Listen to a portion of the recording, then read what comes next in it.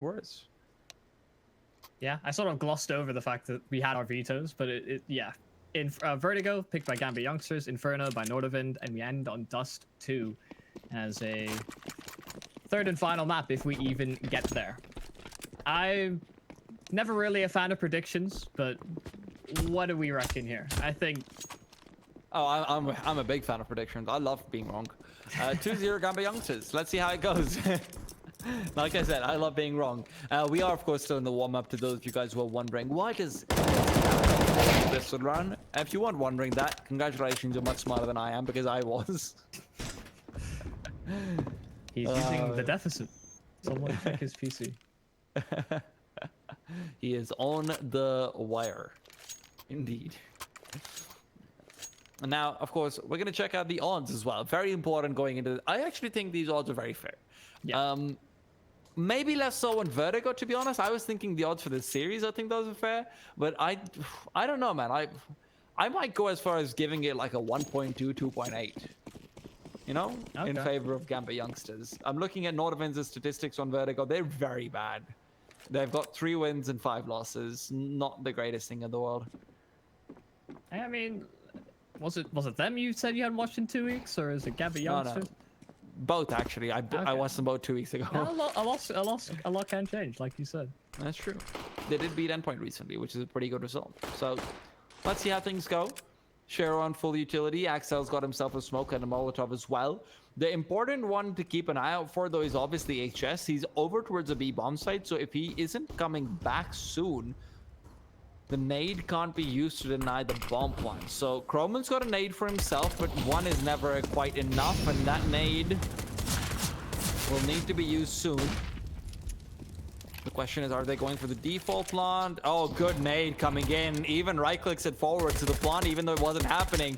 Enters, just walked into it, and the second nade comes in. That should be the kill. It's actually just a flashback, and Croman's been pushing through. Tensky as well, chiming in with one of his own, and it's a 4v3. But with the bomb down, GAMBIT Youngsters have already got themselves in such a good place. Tensky runs out of bullets, and Nafani and Shero left versus 3, and now it's only Shero. Nafani taken down. Shero coming in from the side, trying to stop the defuse from coming in, but it just can't be. NATO will eliminate him.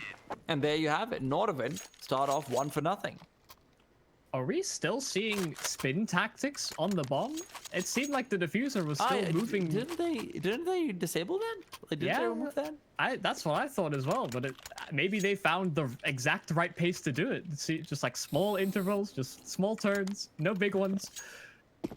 Either way, it seemed like a pretty done and dusted round. Shiro's in a rough spot. Even if he had found that, found a kill, it's going to be a hard contest from there on out. So a good retake from NORDAVIND on the CT side. A map that we will still favor to GAMBIT Youngsters, given, like you said, the statistics will indicate as much. And, well, GAMBIT picking the map as well should give you a vote of confidence. They don't actually go for the force buy here, despite getting the bomb plant.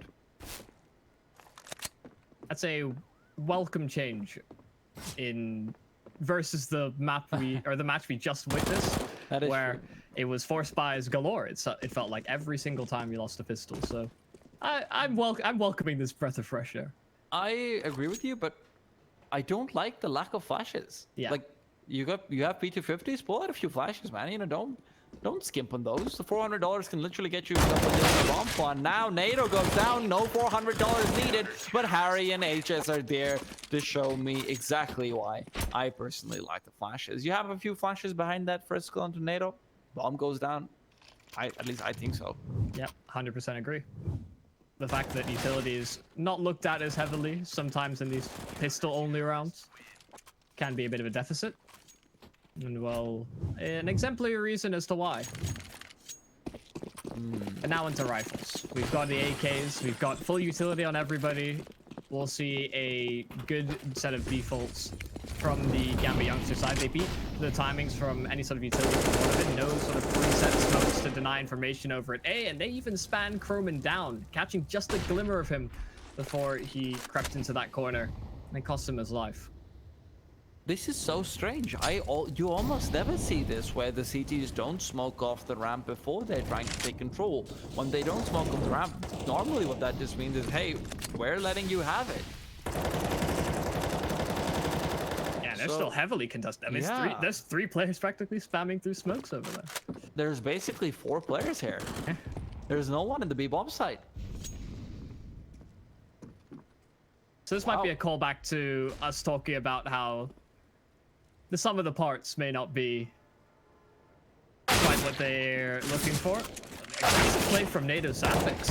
1 kill over, he does get traded out, and it's a roll towards A. There's still so much presence here from the CT side that they're gonna keep trading. Finally falling back. Tensky getting the equalizing frag. He can at least contest this site as he waits for reinforcements. A crucial kill for Harry to alleviate some pressure, and Tensky seals it in. A weird set of rotations from NORDAVIND, but it works out. They find the brunt of the aggression from GAMBIT youngsters. Okay, I'll do the thing where I attribute perhaps too much credit to players at times. But what I think happened there... So what I think happened there was that NORDAVIND... I'm with you. So NORDAVIND didn't smoke that off so that they could get the information of how many Ts there are. So if there's 3 or more, they can just abandon the B site completely and contest with 4 players for about 30 seconds before they rotate over. I'm guessing that's why they didn't smoke it off, because they're saying, you know what, we have numbers, we have nades, we've got a lot of this utility, we don't need to smoke it off initially. And in the trade-off, we'll just put all our players there because we're getting so much information off the back of it. And Vertigo isn't, like, it's not a slow rotation map. You can actually rotate over pretty quickly to the other site to be in a good spot to defend, but that's still very, very risky. NATO goes down. Nafani with a great eagle kill. The in-game leader putting up some good little frags.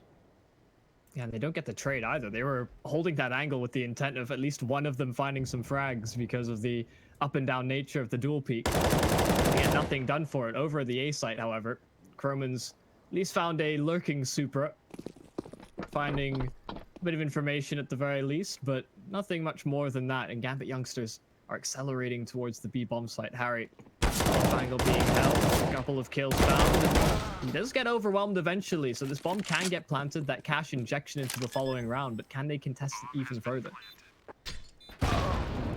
Ooh.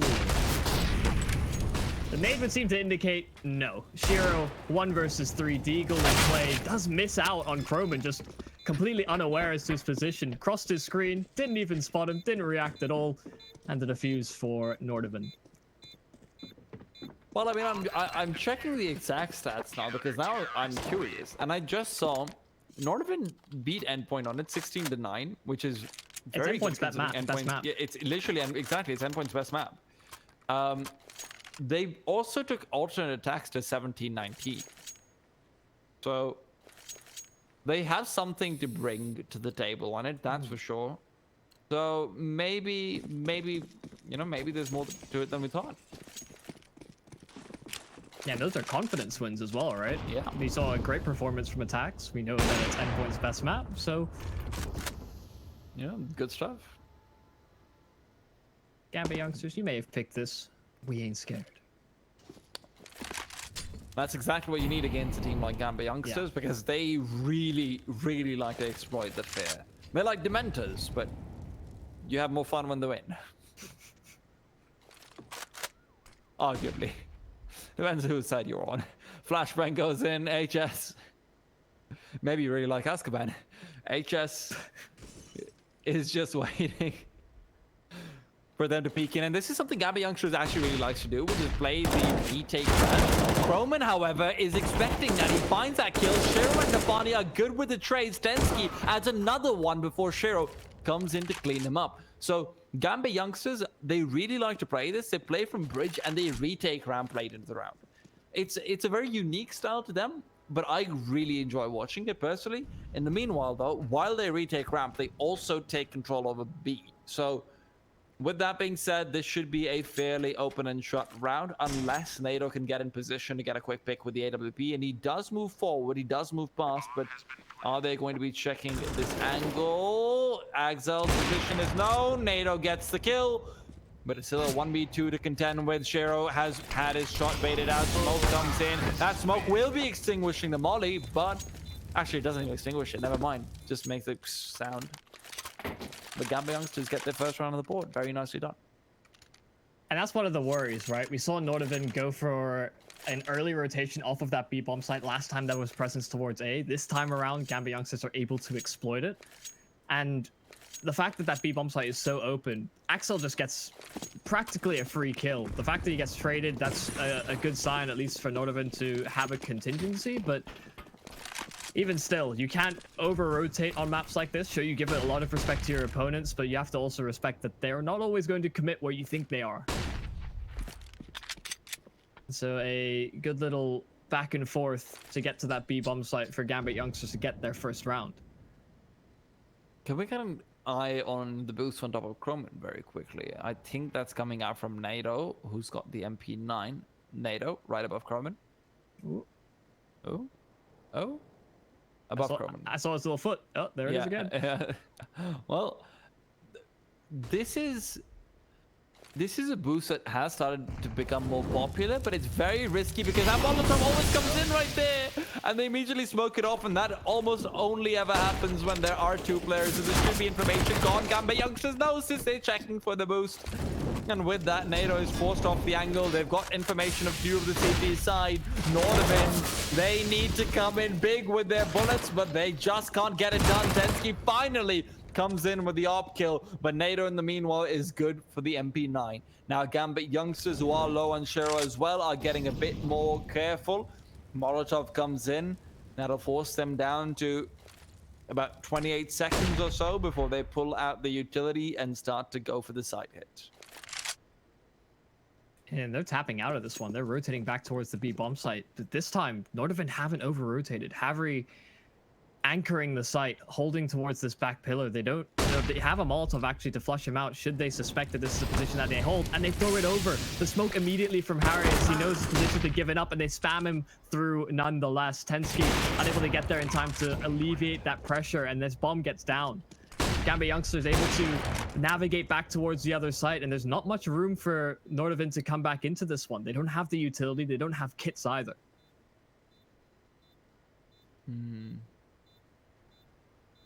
NATO hoping for the kill in the fadeaway, but he can't find it. Nafani is still alive, and Tensky, as he backs off, will also be perfectly fine. So things calm down, and you are going to see a second round on the board from GAMBIT youngsters. Not particularly an economy solidifying one, and with 2 guns saved from NORDAVIND, you might actually see them force buying around this as well. You can drop a few guns over from NATO and Tensky, so let's see how the next one goes. I think that should be, this round should be the big decider for how the first half looks like. Yeah, a big swing round. GAMBIT have had a bit more success going over towards B, even if they find good trades at the A side of the map. Seems like that's a bit more of a lent over to site from the NORDAVIND side, more willing to commit 3 or 4 players in that position, as opposed to exploring any sort of aggressive options over towards B. If there's nobody contesting it from GAMBIT youngsters, maybe they exploit that in later rounds. This ult from Tensky. He's looking for an opening pick. Gonna get the first opportunity. Super hits the deck. No utility being thrown by either side, really. And no immediate trade, but Inters gets a refrag elsewhere on the map. NATO Sapphics good for 2, though. What could have been a one and done. Instead, he gets himself out of that position, and Axile, although he thought he crept up towards the B bomb site, that flash seems to indicate that NORDAVIND are in the know. NORDAVIND, with that kill, they've basically sealed this round win for themselves. GAMBIT youngsters. GAMBIT do still have a 1900 loss bonus. Yes. Yeah, I think so. So next round, a very comfortable buy from them as long as Shero can save this AWP.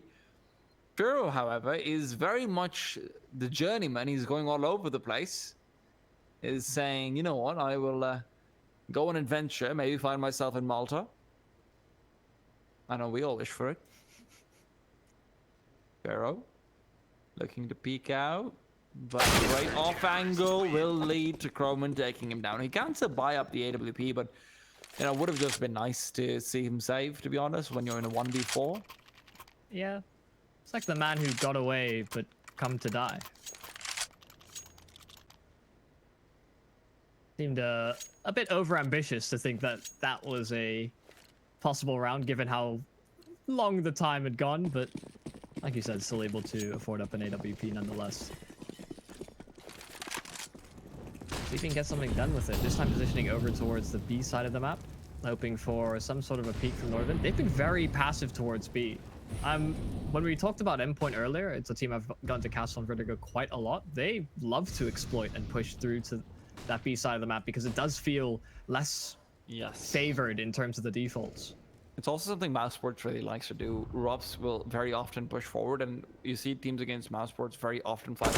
Enters, though, immediately does end up falling. It's Harry to get aggressive down in mid, and with that, GAMBIT youngster is taking that as a trigger to go into the B bomb site. Nafani will be planting the bomb soon. They can't stop it. There's no utility to come in, and in the 4v5, the T's have got themselves an advantage despite what the numbers may tell you. The AWP is practically useless over here when you're going in for the retake, unless Tensky wants to hit some crazy shots. And Molly going forward. HS is ready with the AK. Nafani's in a great position to be able to seal the deal. They're not going to check this immediately, and he hears them coming in. Nafani sprays through the smoke, is not good for the kill, but Axile has 3. NATO trying to defuse away in the panic. He's hoping that they'll be... Oh, what is that next to you, NATO? He's going to get this one away. Supra, he's going to be found with the very last bullet, but there's not the time. What was that round? NATO. Smokes are for hiding, not for hugging. There's a couple of players just sitting close to smokes. I mean, how does... He just seems to gun it. Just gives him a little kiss on the cheek. Yeah. Hey. The round is lost. I'm so sorry. Hey, better luck next time. Speaking of better luck next time, maybe you're gonna have some good luck for yourself over on Hellcase, which is our official case partner, which is the biggest and most known case opening website with almost 100 cases, updated case battle, upgraded, dozens of giveaways per month, more absolutely unique features. You won't get bored with Hellcase. Use promo codes to save more and grab what you deserve. 5v5 over here though, and NORDAVIND. They definitely didn't deserve that previous round, and that's why GAMBIT youngsters was able to grab it from them.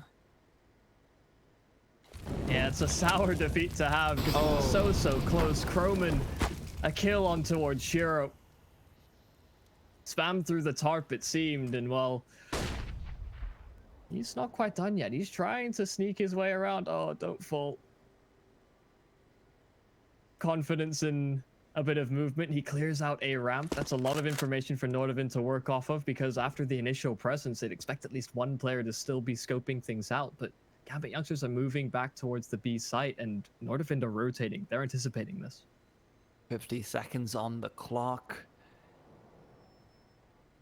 They're relying on a quick pick. Axile needs to get this quickly. NATO, will he be expecting this in the corner, though? Maybe Nafani wants to be spraying through the plywood. Supra will be double peeking. Supra take the first peek. NATO's down, but NATO does get one first, so... That's where things get trickier because Harry's already on the bomb site. Croman's good for 1. Tensky are taken down as well. Great rotation, and I'm sure you've got some great points to make, Yumi, but before that, the place where Croman was standing early on the wires, can you imagine standing on that in real life? Just like you're a counter-terrorist with a gun in your hand and you're literally standing on a wire. It's the ultimate tightrope. Like, how is my spray control better on a wire than on a ladder, you know? Come on, Counter-Strike. Listen, if we start getting weird mounting mechanics on ladders where you can just sort of prop your gun up on the ledge, the game's it's just a completely different game, and I want no part of it. But like, just imagine in Pop Dog, instead of peeking in, you can just like bump your gun into a hole and just fire. Yeah, it's like leaning, but a worse mechanic somehow. Yeah, that's wild. I mean, the fact that Croman goes for a play like that is so instrumental in Nordavind winning the round, right? Just such a big rotation over, just fully committing to an A site retake or just the B stack. So if GAMBIT.Y just had pulled some elusive nonsense and gone towards A, you know, they still got the numbers to work with. But the stack works out wonderfully. Everybody contributes. You could say it was on the wire. This is where you insert one of those CSI memes, I'm pretty sure. No, I don't actually watch that. But anyhow, I will, however, watch a bit of a crime scene here, as it will just be Harry getting murdered and NATO coming in with a vendetta right behind him. Eco frags for days. And NATO, listen, eco frags they may be, but important they still are. You have to keep those guns alive, have to keep them forward to the next round, and now CT Sign might even be able to afford an AWP if they so want it. You can see over here, Harry goes down, NATO comes in, he is the hero, he is the savior, he is the man you always wanted. And by you, I mean Reddit. True. I don't really have many personal heroes. He's not quite there yet. Maybe soon, maybe soon. One day. But I mean, he does it on a rifle, right? He's always coveted as an AWPer. He is dynamic. He gets it's a nice little spray transfer, good mechanics at play. And well, another boost. We get to see it on the other side of the wall instead this time. One that used to get spammed all the time back when the wall was wood. But a bit more cover now that they've upgraded it. Management weren't happy with the death toll. Yeah, they also added like a notice with the danger. It's a crane zone, so. Oh. Yeah. Probably should have had that before too, to be honest. Danger signs are important on construction sites. Workplace safety, guys. There is very little workplace safety to be had, though, unfortunately, when you've got a group of people with AKs and M4s running around, and something tells me that has nothing to do with the crane zone. Tensky, however, is looking to exploit that alley while HS has been boosted up. They're waiting for information. HS is playing this very, very safe, but he wants to peek out. He'll see the head, finds the kill, and goes down immediately. Once Nafani is out, he comes in. Nade also goes through. Supra is visible, but doesn't take much damage. The Molotov will force him out into HS's crosshair, and HS is playing entry on the CT side. Man's running around like a deathmatch. Exile not given the same opportunities. He's up against the world, and while HS seals in 4 kills for NORDAVIND, a great display from him to win them that round. Just nice little boost to start things off, and then back-to-back frags straight after over towards A. I mean, this is Perfect. Phil pop, and goodbye. Yeah. That was what I mean, you know, back in the Penta days, this was basically what he got famous for, which was just that he's an explosive entry fragger who will be destroying people. He came up at the same time as Robs did, and I think people forget that. You know, he was basically the lost son of, I think him and Robs are both from Estonia, right? Put me on the spot now, but I will check.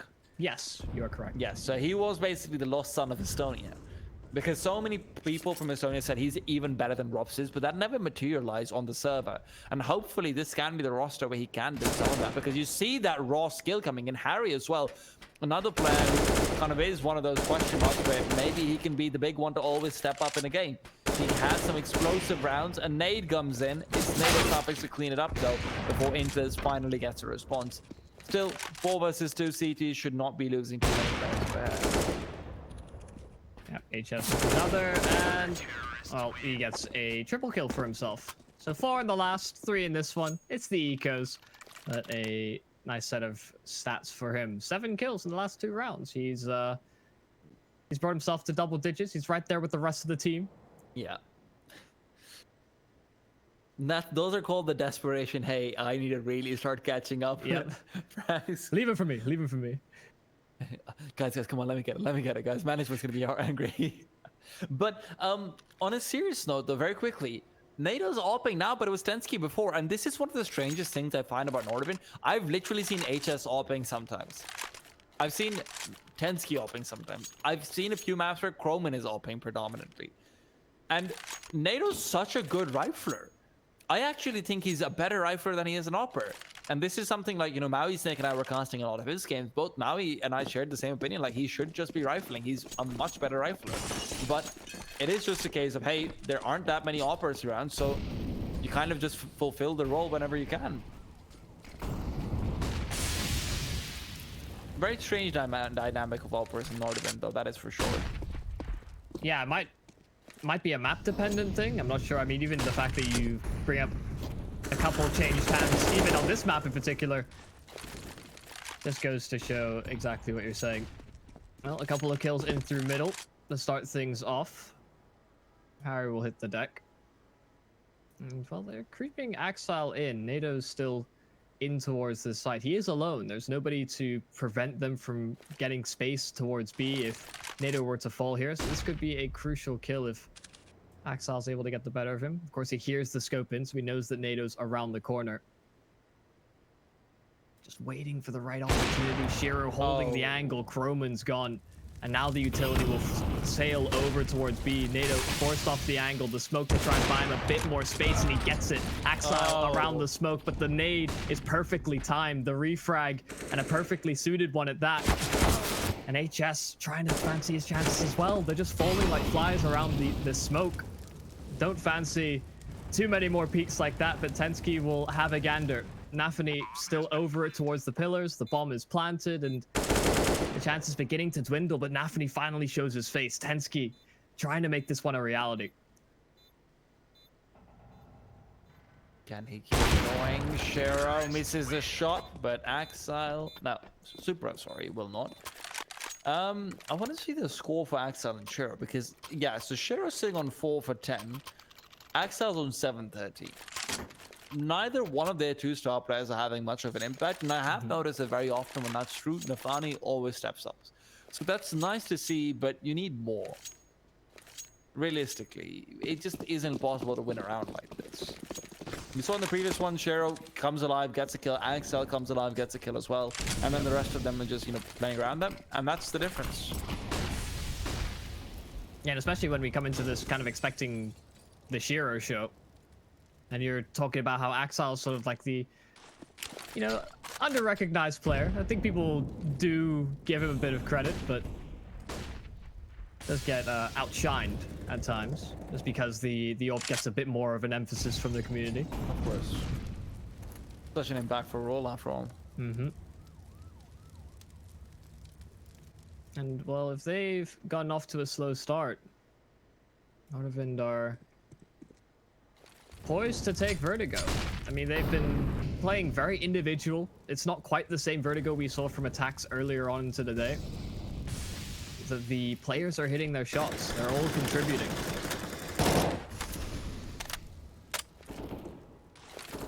This time it'll be... Oh! If that nade came in a little bit later, that could have been big. So far, there's been a lot of missed nades and a lot of missed bullets. GAMBIT youngsters with 40 seconds left on the clock need to start connecting with something or the other, even if it's just a bomb site. Tensky hoping to keep control over the alley before being mollowed off.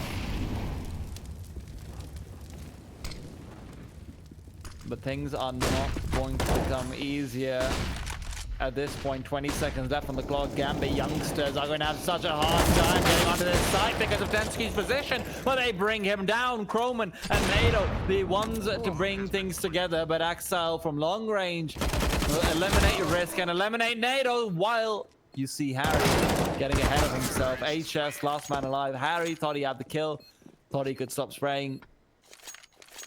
And I have to say, if Harry gets that, that could have been a doable 2v2.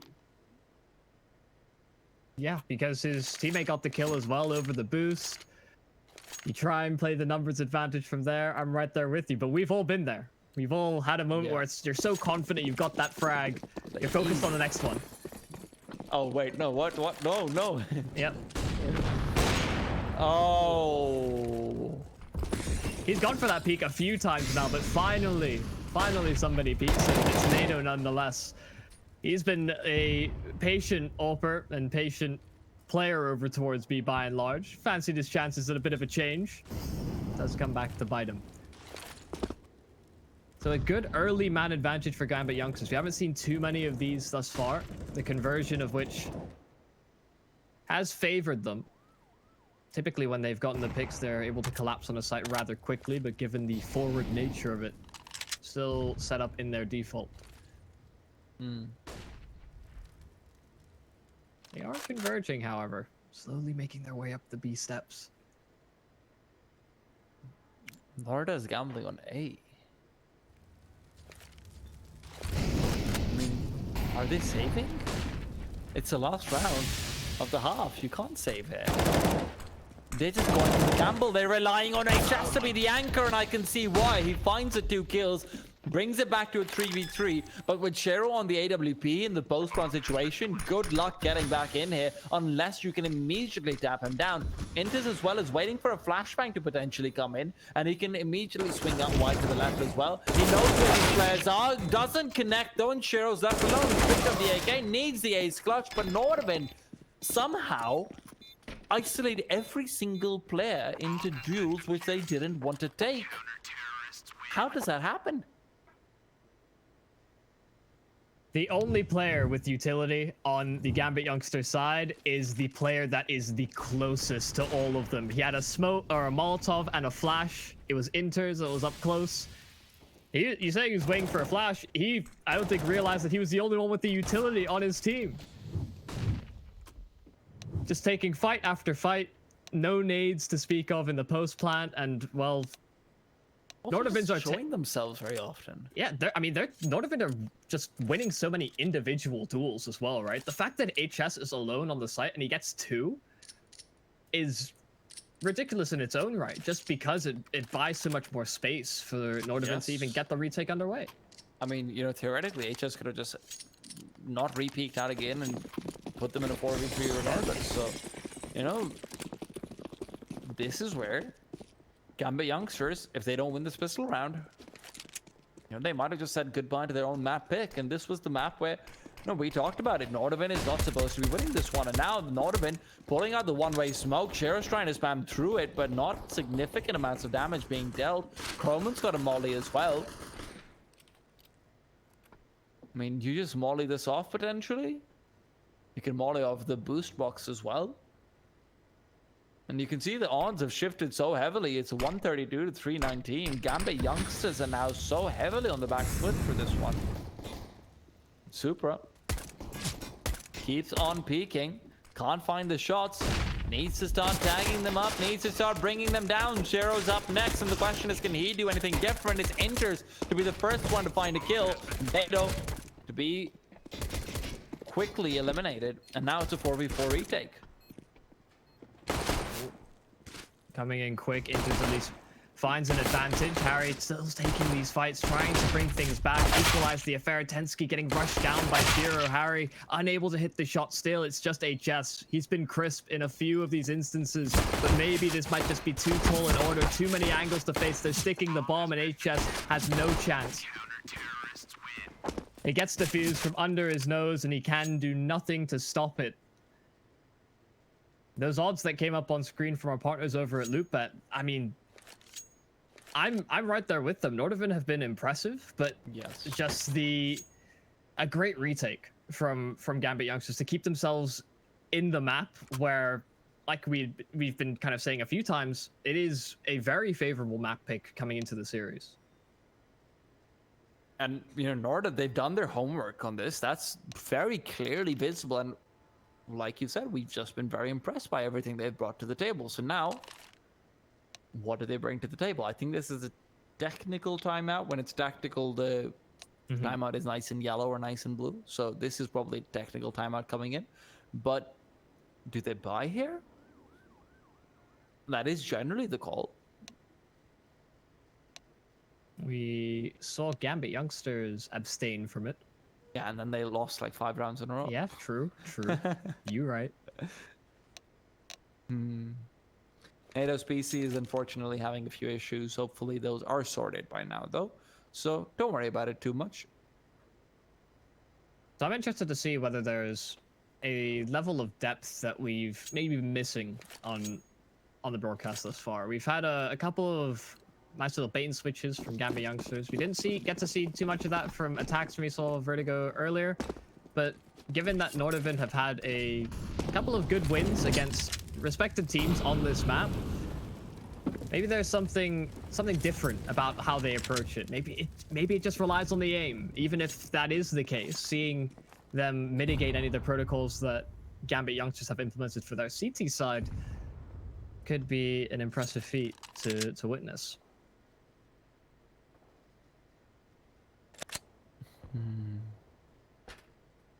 NORDAVIND has got HS with Kevlar and no one else. That's got to be missed by.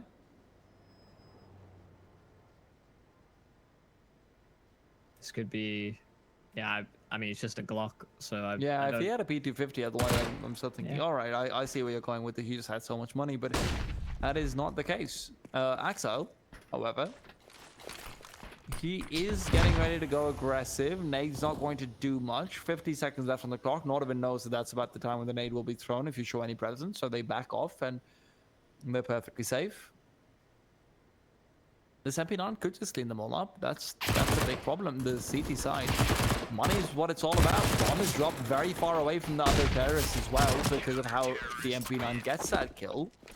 And all 5 players kept alive. What? Every single one of those was actually no, 3 of those with an MP9 kill, and 2 of those were farmer skills. So still decent money. And now the only upgrade they go for is the AWP for Shero and Axel switches out to the M4A1. So given that we've not casted together too much, what are your thoughts? A1S, A4?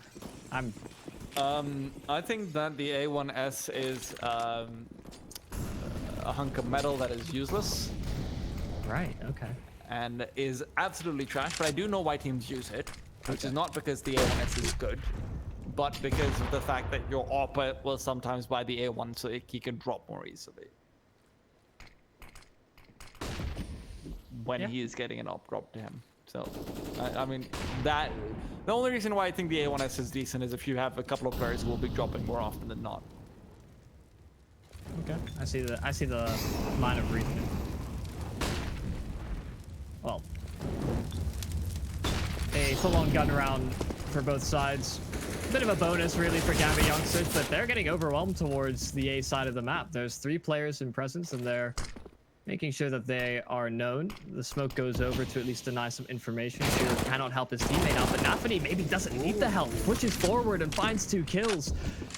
Which makes things a lot more difficult. They'd hope to pincer the site from 2 avenues, but they've been stopped at one of them.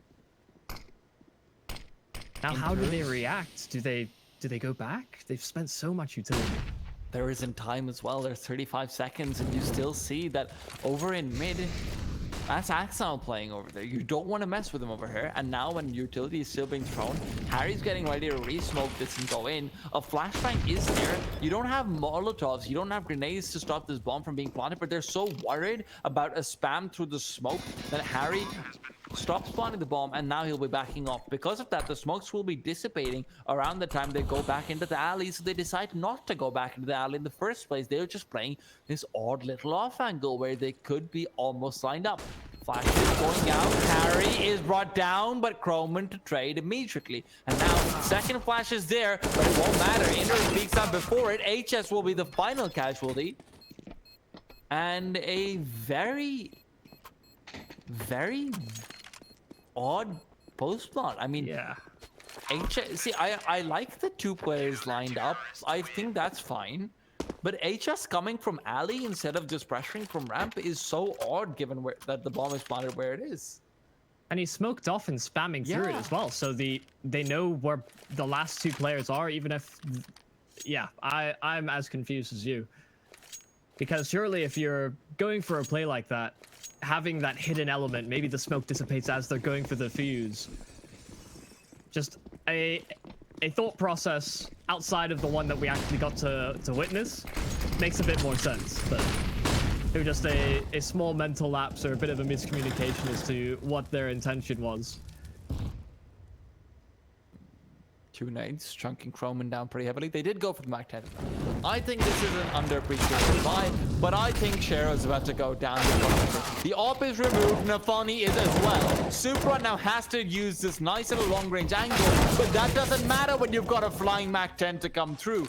3 versus 2, the bomb will be planted, the flashbang goes in, won't be doing anything. These two players have to do everything for the side of Gambit. And then a couple of smokes to buy some distance. Oh, a Hail Mary through the smoke. They spammed out the angle. Chroman may actually be uncleared here because they think that the plant's been secured, that Chroman... Oh, he's being elusive. He's down the boxes. He does get cleared in the end. They drop above him. They clear everywhere else.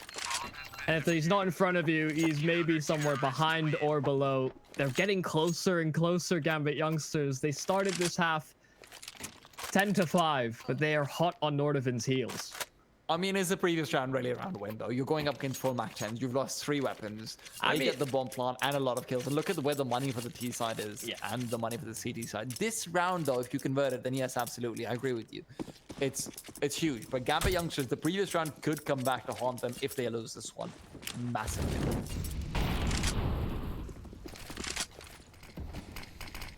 T side money is really good as well. Like, they have winning money. Yeah. Shearer's got the AWP once more. And these nades exchange over towards ramp are largely misses. Talking about how Nordavind on their CT side didn't often throw this early ramp smoke. There's no presence from Gambit youngsters around it. Nordavind have a ramp. They're content that nobody is up close and personal from the youngster side, but Supra is looking for something. Nafani peeks out wide, gets a couple of kills, actually goes untraded. Might be able to get away for free here, but they're still staying up close. They're still waiting for these fights, and Nafani fancies his chances at one more, but Chroman's able to get the better of him. The flash is perfect to at least make that fight even more favorable, but they've lost so many numbers, and Shearer's here with the AWP now. This may just be a done round. This may be an equalizing one at that. Does he get cleared? He doesn't, but Chroman's able to adjust in time. Shearer finding a gap in the smoke, has the Molotov at his feet. That does get smoked off, and, well, the kill through the smoke, that should surely do it. Oh, yeah, another one as well. Okay. Unfortunately, Vertigo is a map where if you're not using Molotovs while you're getting onto the bomb site to plant the bomb, if you're not using mollies to force the CTs out of position, you will get spammed very often. There's just too many wide open spaces near the bomb plant area. So you always have to be careful of that, but obviously being down 2 versus 4 in the first place was not ideal. Especially when you consider that Chroman had the great kill onto Nafani and Supra. Beyond him, though, who's really doing anything on the Nordavind side? We need them to start stepping up. We need these AKs to start getting a few kills when you're initially going for the exchange of damage. But so far, the exchange of damage has pretty much always been going the way of Gambit youngsters. And right now, with Nafani getting some good information out, you could see him going for a push soon after as well. He has been double mollied, but neither one of them will be stretching towards him. So he was even safe had he not thrown out that smoke, but he was a bit worried that the last few ticks would spread over and do a bit more damage than he wants. So, but now he is fine. They're extending more and more smokes over towards lane as well.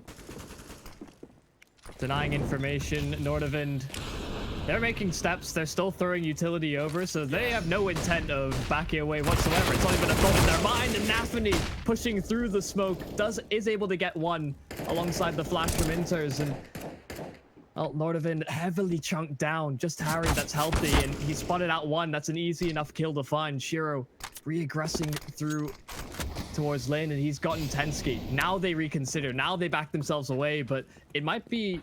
I mean, they'll beat them on the timings because Gambit youngsters don't seem to be moving all too quickly. There's only the one player in Inters that's hefting his way over towards this site. It's a very isolated duel, a crucial one that if he had lost it, would have meant an advantage for Nordavind to play off of. But it's the 2-on-2 for the retake. And he knows both their positions as well. Axile is dead, but Inters and Shiro have to be the ones stepping up. Axile from beyond the grave lends a hand, as he did, of course, damage down the player a little bit earlier. Harry, 1v1 left for him. He's got 2 kills so far, needs a third, and Shiro's brought down. He's baited in, and Nordavind can finally get around, and you can see the frustration coming out as Harry... Oh, Harry, I mean, that's a great shot, but... I am so worried because if you looked at how Nordavind was taking control of that bomb site on A, they used 4 mollies before they were even up and out of ramp. Yeah. That's what I was talking about, where, you know, you're not using mollies to flush CTs out of position. You're using an excessive amount of Molotovs to get alley control. 3 mollies went to alley. No, 4 Molotovs actually out of 5 went to alley. Yeah, and the only player that was there before Shiro reaggressed was Nafany with an MP9. With an MP9. And he got a kill afterwards regardless. And that's where you ask yourself, what's the point of the Molotovs? And, you know, I'm saying 4 Molotovs. It wasn't just that. I think you pointed out, what, they used 3 smokes maybe? Yeah. Or was it 2? I think they'd used 2 before they'd gotten any sort of distance on the site as well, so... Well, they're using utility very graciously in this round, given that it's just pistols, but they are making sure that there are no ifs or buts about it. It's a 12th round for Nordavind. We're hitting a few bumps, but Nordavind are now getting a bit more of a stride, I'd like to say. I mean, a clean, confident round like that can do a lot for you, but it's only against pistols, so you can't put too much weight into it. Gambit, if they're able to continuously drain Nordavind of equipment and just stagger them on the A site if they decide to go there again, that will be troublesome. But a really, really whiffed smoke from Shiro. Yes, indeed.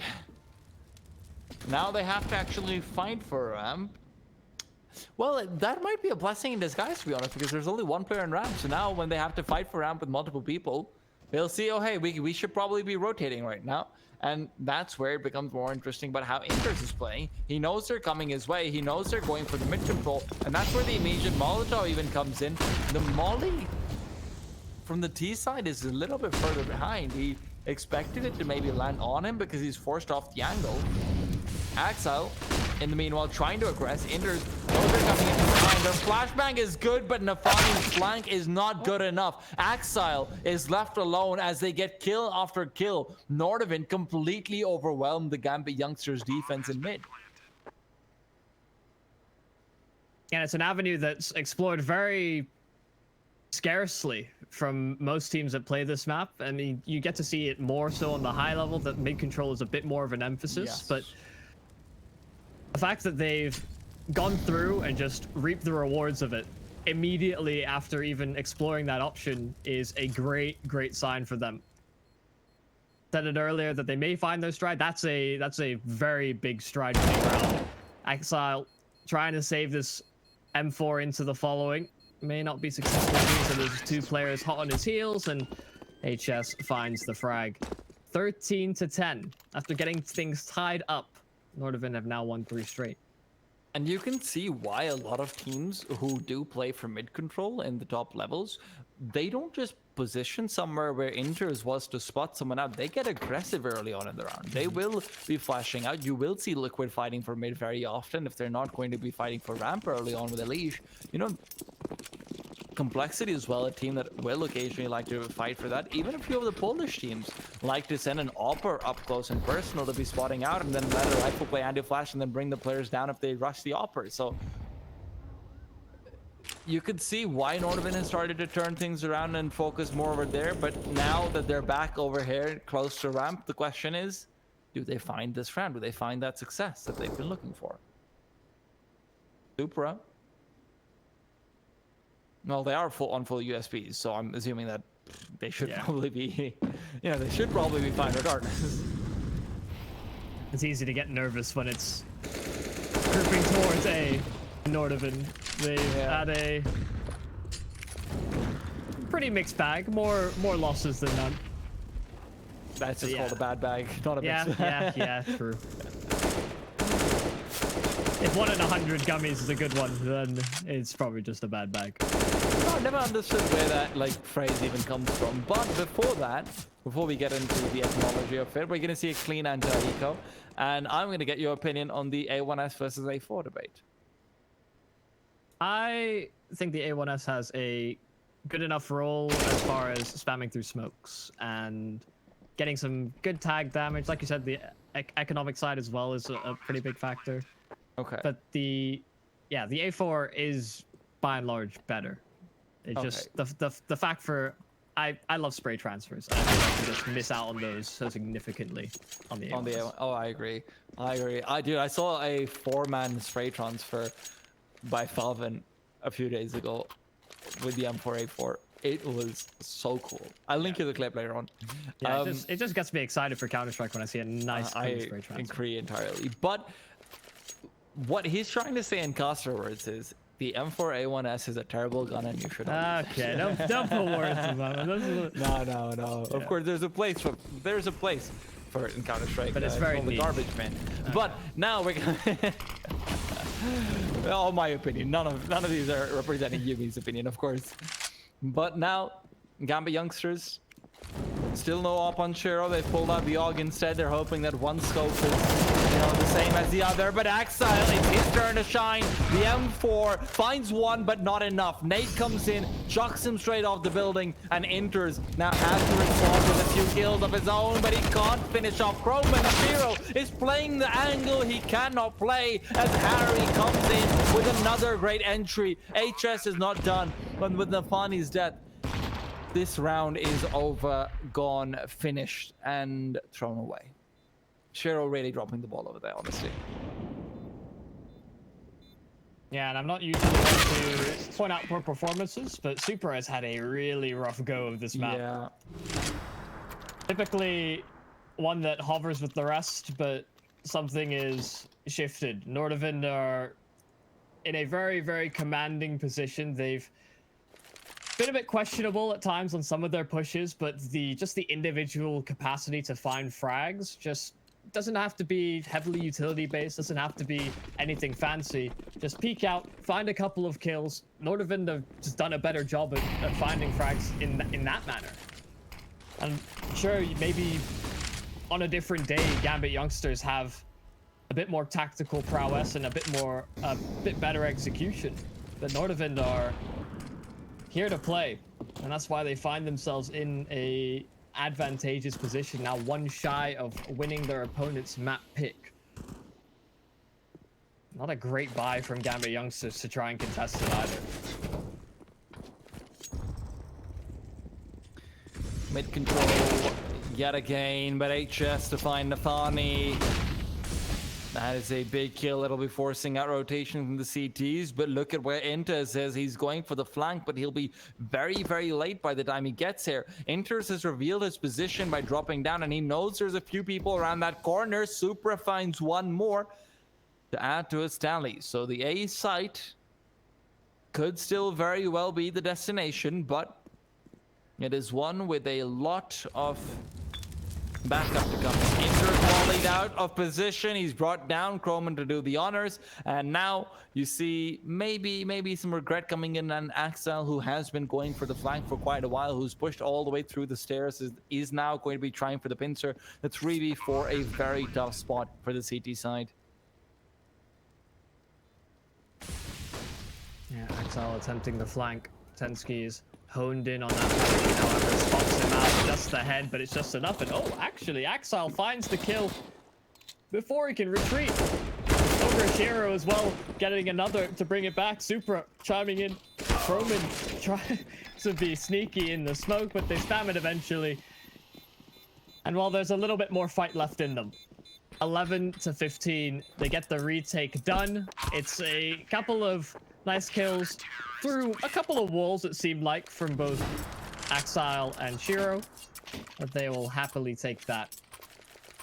Big run from Super, though we pointed out that he's not had the best of games. He comes right back with 3 kills. That's always nice to see from a player coming into crunch time. And remember, this is what I like to call, mercy rounds. If you have done anything wrong the entire game, you will be granted mercy if you can bring your team back into this. So Supra, it's his time to see whether or not he can find mercy. It's his time to see whether or not he can pull everything together, or whether the scoreline will be the only tale that he has to tell.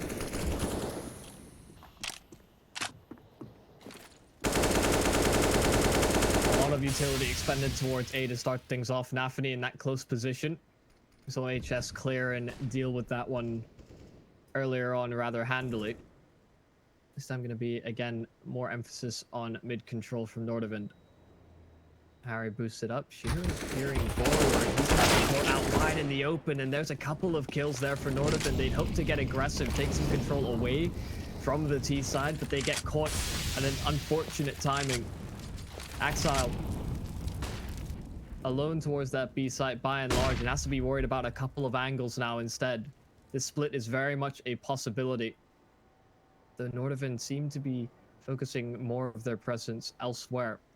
Instead, towards B ramp they will go, and I think they have a player in a flanking position. Nafany pushes down the ladder. He catches them both in the back as they hope to get the bomb to the site, but it's now dropped at his feet.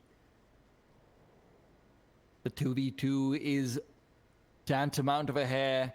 Supra's positioning is great because he can try and circle things around with Nafany, but Nafany, the in-game leader, is now left to bring it all together in a 1 versus 1. He's repositioning Tensky, he's expecting it, but it doesn't matter. Expectations be dashed. Nafany will come through and take them single-handedly, practically, to the 12th round. Yeah, not a mercy round for Supra. Nafany steps up when he needs to. The fast flank from that forward position over at A, he catches them completely off guard. They thought that maybe they'd have an open B bomb site. They got the entry they needed, but Nafany was the unseen element coming into it. Ooh, Shiro.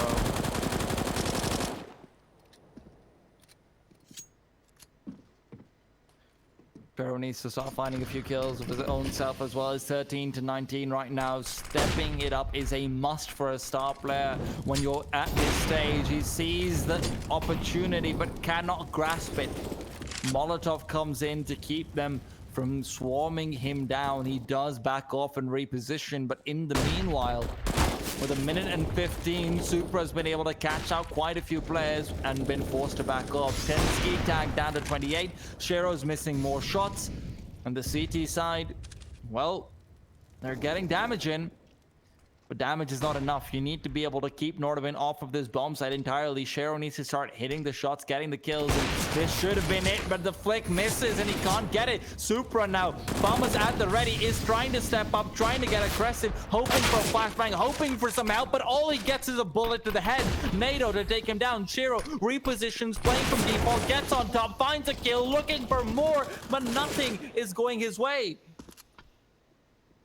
Tensky, in the meanwhile, on the flank, finds Nafany, will take him down. He's not spotted. A 3v3. NORDAVIND's been given some hope of the back of the Danish player, and they need to start capitalizing on it. Harry will not be caught out by Inters, who's still hiding away over in the headshot box. NATO Sarpix's angle is perfect, though, as he's spraying in, but the flashbang leads to Shiro, taking him down. Tensky is left alone. 1 versus 3, has to do what he can, but there's too many players to contend with. This too little time and there's too little that he can do. He can spray them down, and that adds a little bit of comfort, takes away a little bit of economy, but it doesn't give them the big W they need.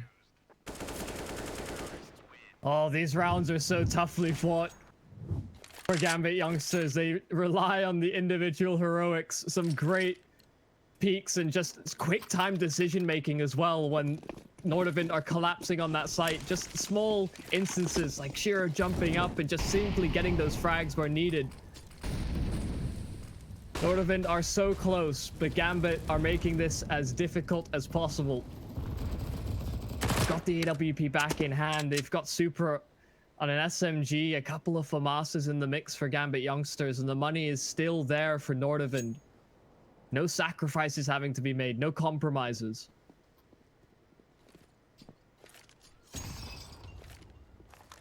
It seems like they're setting themselves up for a bit more mid-control once more. Inters this time not having a secondary player to accompany him. Just has to jiggle peek the angle, hope he's able to get away. But NORDAVIND have been fancying the boost over the boxes a fair amount of times. A very risky position for him to be playing. He does fall back as a result. The wall of smokes will sail over, and they look to split this B bomb site. Oh, the utilities deterred them. The smoke on atop the short position. Oh, he's still jumping through it. The flash is good. Shiro able to at least get one before going down. It's back and forth trades galore between the two sides. Axile still remaining elusive on this B bomb site, dancing at the stairs position, and now it's just NATO. 1 versus 2 to try and bring this map into their favor, and he's not going to be able to do it. Nafany comes in with the kill at the end, and they are so close to forcing the overtime. They have the momentum under their sails. The wind is in. And NORDAVIND, they've lost it. They are very close to allowing the Gambit youngsters back into this map. Gambit youngsters is somehow right next to NORDAVIND at the finish line. It really is entirely a question of NORDAVIND, what the hell is going on? Yeah. Supra. Flashes should be going out. Shiro needs to find the skill, pulls the trigger, but as has been seen before, cannot pull it off. NORDAVIND have rushed forward though. Nafany is taken down. Shiro will be mollied out of position, forced to go forward, finds the bomb planter, will take him down, turns around for another. Shiro is stepping up, and so is Supra. He's coming with 2 kills of his own, and it's only NATO left. Inters will take him down and take it to overtime. Gambit youngsters has somehow managed to equalize, and I don't know the answer to how, by the way. I don't see any one of them individually stepping up, except in the very last round. I see Nafany going for a lot of plays. I see Nafany making a lot of plays successfully, but beyond that, I mean, who do I point my finger and say, yes, you have won them this few rounds? Yeah, I don't think it can be conceded it's a singular effort, right? Several of the players on Gambit youngsters have had just small moments where getting 1 kill, sure. Getting 2, like having Supra. We talked about how he'd have a rough game for most of this map. Those last 5 rounds, he found, I think, 5 frags. Rounds. Yeah, exactly. Some 2 great rounds where he's holding into those sites and just staying alive and allowing his team to rotate in and help.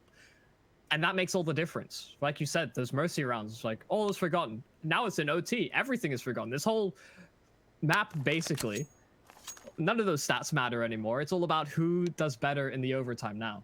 I mean, you say that, but you know NORDAVIND has it in the back of their head. We just lost 5 rounds in a row. They were so close. We were so close of winning our opponent's map pick. So, you know, at this point, I don't know. Maybe NORDAVIND isn't feeling it. You saw in the last few rounds, they were getting desperate. They're running through smokes. They're running out from ramp, trying to take aggressive control. Their molly's going too deep. If the Molotov was a little bit shallower, maybe Shiro can't get those shots. Their bomb is going into the bomb site first. You know, basic things where maybe they're just getting a little bit too nervous. And when you see that 15-15, when you feel the overtime coming for you, you need some veteran presence to be able to curate yourself through. And right now, the only veteran on this side is Tensky.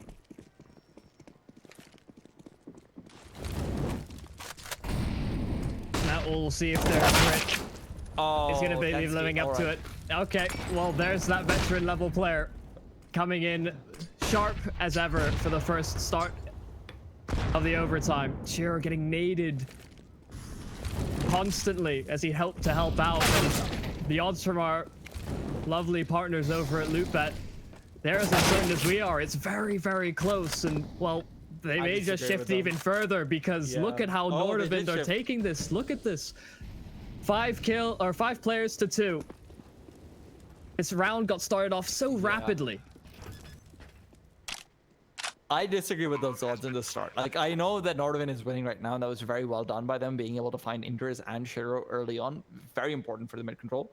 I disagree with those odds, though. I think that NORDAVIND was not favored. The second Gambit got to overtime.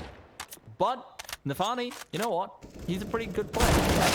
He comes in, finds 2 kills. Now it's all up to Supra in the 1v2. One of these players is low, but they both know his position. So when the Molotov comes in, it's all about whether or not he can just maybe stick the bomb. It's entirely possible, but he doesn't realize where the stairs player is. He takes down Harry, gets on aggressive, but he'll be forced backwards, picks up the AK as well. And at the end of the day, consolation kills are not really what you're looking for. You need to get the round win. It's 16k overtime. Oh, it's not even like, you know, you can say, hey, maybe in the 3rd round they don't have money. Yeah, economic saving makes no sense in this format. Round wins are all that matter. And to come off of... It's always the case, right? You know, you're at 15 to 10. You think you have it in the bag, you get to OT, and then you win the immediate round in the OT. It's just, we could have used that earlier, but even still, it's a great start to the overtime for them. A confident one at that.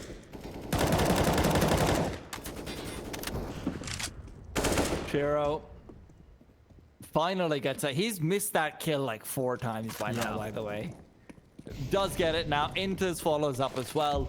And with those 2 players falling down, Croman and Harry been big fraggers. NATO next in line. And this is a done deal. The CTs have basically just won this round. Axel goes down, sure, but Tensky's not winning a 1v4 situation. Unless he, I don't know, he just transcends to a new level. You see a white light shining down on him from there. And it doesn't. That's Supra looking up at him, taking him down. If only he'd had that accuracy on the ladder we were talking about. If only that was a wire. We have come full circle. Indeed. Well, I'm a bit confused because we had so many rounds in the regular part of the match, outside of the overtime, where everything was slow.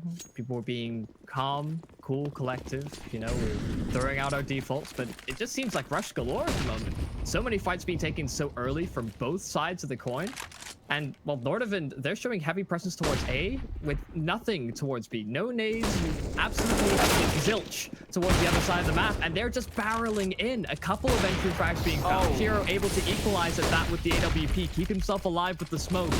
And he's just trying to buy time for these rotations. The nades can sail in afterwards should they threaten the plant. NORDAVIND are trying their best to flush them out and into the open, but Shiro gets a small glimpse at an arm and is unable to hit the shot. Still a 3 versus 3. These smokes soon to be fading. The GAMBIT youngsters look to make a quick pursuit in these players that are tucking themselves into nice after plans. For once, we see really good afterplans coming in, and a Molotov that is perfect. It'll be forcing Shiro out of position as well. They know where he is, and that's why he has to be so much more careful, because both Tensky and HS can just swing on him. HS and Tensky spraying through the smoke will, oh my god, they get the kill on the Shiro with a Molotov afterwards, and HS will just continually spraying on the smoke. They do need to take these players down, but Tensky, I mean, there's no way you're getting away with that. Realistically, you've got 2 players with the AKs who feel no risk whatsoever because the op cannot find a position to take them down. The other 2 players just aren't in position because they smoked themselves off to try and get the bomb defuse. And I'm pretty sure at one point or another, both of them were just spamming through the smokes. There wasn't even no threat whatsoever of a player pushing through. Recoil Master 101. Pretty much.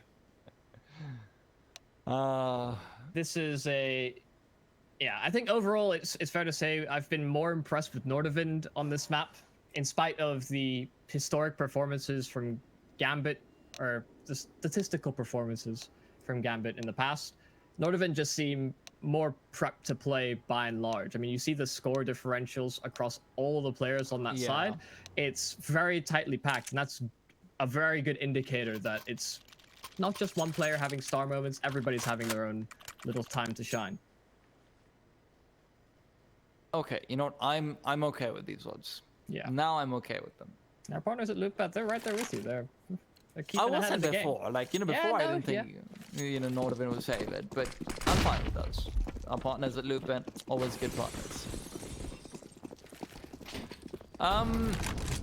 GAMBIT youngsters did not find much success on the T side. Let's not forget that. And with Shiro having a very off game, let's not beat around the bush. He's had a few good rounds, but the game has not been going his way. He has less than 1 kill per round and a significant amount of deaths, which is always unfortunate. But actually, it's much less. I think he has like 24 kills right now in what is it, 33 rounds? Not ideal whatsoever.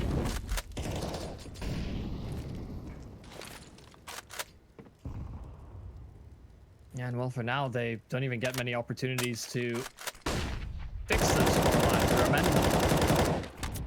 Trapped behind smokes, it's just waiting out the utility from NORDAVIND. We're down to a minute left and nobody's taking player instance damage. NATO's still holding with the AWP in through middle. There's a lot of players coming his direction. Gives up the angle just as they're about to execute through. He's called for a bit of help over towards B, and Harry. This opens up the split. Harry needs to find his shots, but the flashbang means he's just spraying wildly, but wild sprays can still find something. Unfortunately, it just isn't enough. Croman, however, stepping up like nothing else, comes in big, almost finds the third as well, and when the repeak is there, Axel should be scared because he's down to 10 HP. Croman, however, is very scared because he's on 2 HP, and as it turns out, Supra is very, very, very well able to take him down. Supra, though, mad props to him, man. 15 and 27 may not seem like a great scoreline, but when you consider that at about 15-10, 15-11, he had 4 kills. Yeah. He has been the difference maker for Gambit youngsters. Let's not joke about. Let's not beat around the bush. You know, both him and Axel stepping up massively in the past few rounds. Trero, though, man, 21 kills. That is, an unkind place to be. Yeah, when you consider how dominant this man can be. Yeah. For some, this is a fine performance, but when... No, I don't think so. Not for an offer. Yeah. Like, in all fairness, let's not take that away. This is a poor performance for any offer, realistically. I'm sorry, I'm putting the words in your mouth, but No. I simply meant it from a player to player, but yeah, from an offer perspective, I agree with that. Either way, us arguing with each other, of course, abstain from the fact that we are tied up again. Gambit youngsters getting a bit more of a performance out of the players that seem to lack it in regulation. Even if they awaken late, it's all that matters is how they win these rounds. Tensky missed shot with the AWP. Croman goes to try and support, but he loses his life in doing so. Tensky able to get away and is called for a rotation back towards the A site.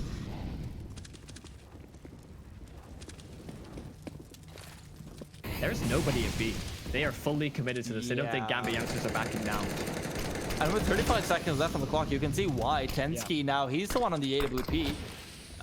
Like we said before, there's some confusion about that, but Tensky goes down. HS is brilliant, though. 3 kills, and that's the spray down you were looking for, we were looking for, and NORDAVIND was looking for. But now, Gambit youngsters is on the hunt to search for lost rounds. 15 seconds on the clock. Axel has an AWP and 13 HP. It's not the combination of his dreams. It's not what he thinks will win him the round, but he had to try. He had to go for it. 18th round is there for NORDAVIND. Look at that spray transfer, though, once again. I'm sure that's what's going to be shown to us in a second. Yeah. Oh, baby. And even some USB shots, just in case. Yeah, and that's a clip that the A1S I doubt could deliver. I'm really happy you get to see something like that, and like you said, NORDAVIND are happy that it's worked out in their favor just like that. HS has had a great performance on an individual level, and that really heightens that point. Just singular flash, and he gets all the confidence he needs. And NORDAVIND, just one more round. Of course, the money, never a concern in the overtime, so everything's still there for Gambit youngsters.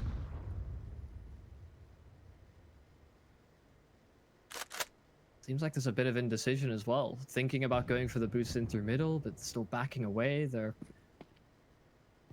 doesn't seem to be clear indications as to what the ultimate plan is for Gambit as of yet.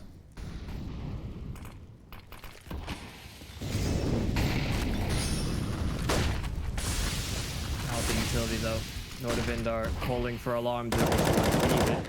Seems like it's going to be a rapid play towards the A side of things. Oh, Tensky, missed shot. That could have ultimately been a couple of frags for him had he not blundered in that regard. And Harry is right behind them, but he cannot prevent them from getting this bomb planted. Shiro dials in the digits, enters unsuspectingly with a close player, and Shiro just in time. It's down to the one-on-one. NATO, he knows Shiro's trapped on towards the bomb site, waiting for the peak. He's playing it patient.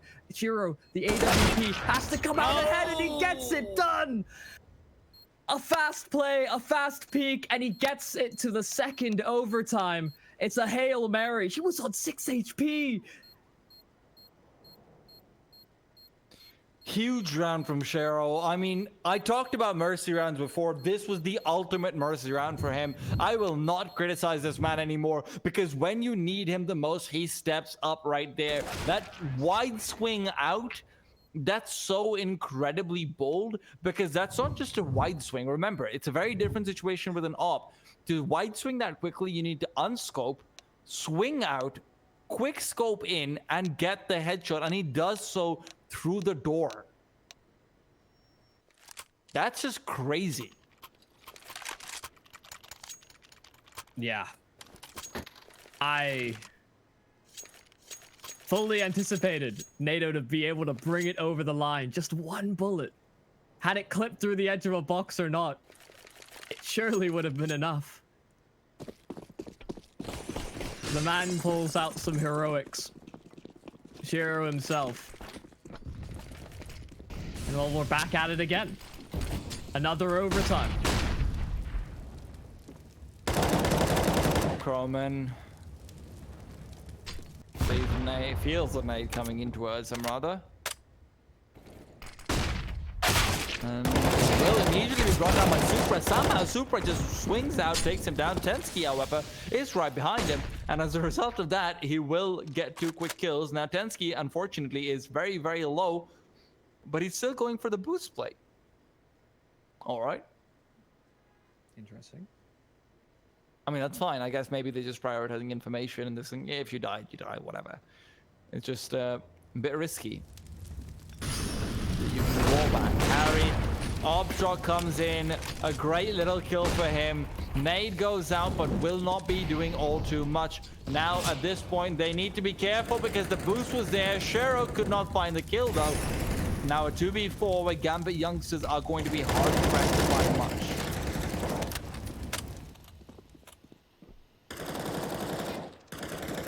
Yeah, a 4 versus 2 in which... No, actually. Didn't seem like there were too many avenues in. Gambit youngsters may have just found a chink in the armor. Still 20 seconds left to get themselves into this site, and well, everybody is here from NORDAVIND. Ooh, seem like they're trying to think about the run boost. Fail it the first time, but they're actually just looking for the elevated angle. Peeking on through, Shiro. Mobile bit of elevation, but does back himself away. I don't like this. Yeah, it's 16k. Yeah. Your key side. Very, very confusing. Because the money shouldn't be an issue. You can buy up. Yeah. You can buy up 3 AWPs. We can buy an AWP every round. Still be fine. Still have armor. Still have utility. That's so strange. Yeah, I guess just a bit of indecision towards the end. They really weren't sure what they wanted to do, and by the time they knew it, the round's over anyway. That just shows the communication is breaking down massively, though. Yeah. Because that's when you need the in-game leader. Say, guys, what's going on here? And Tensky, see what's going on here? Because he's trying to find himself a few kills. Unsuccessful for now. Pulls out the P250, but Shiro's got a Tech 9. And we know which gun is superior over there. Comes out on top, but look at how much damage has been dealt. 3 players are within a breath of death.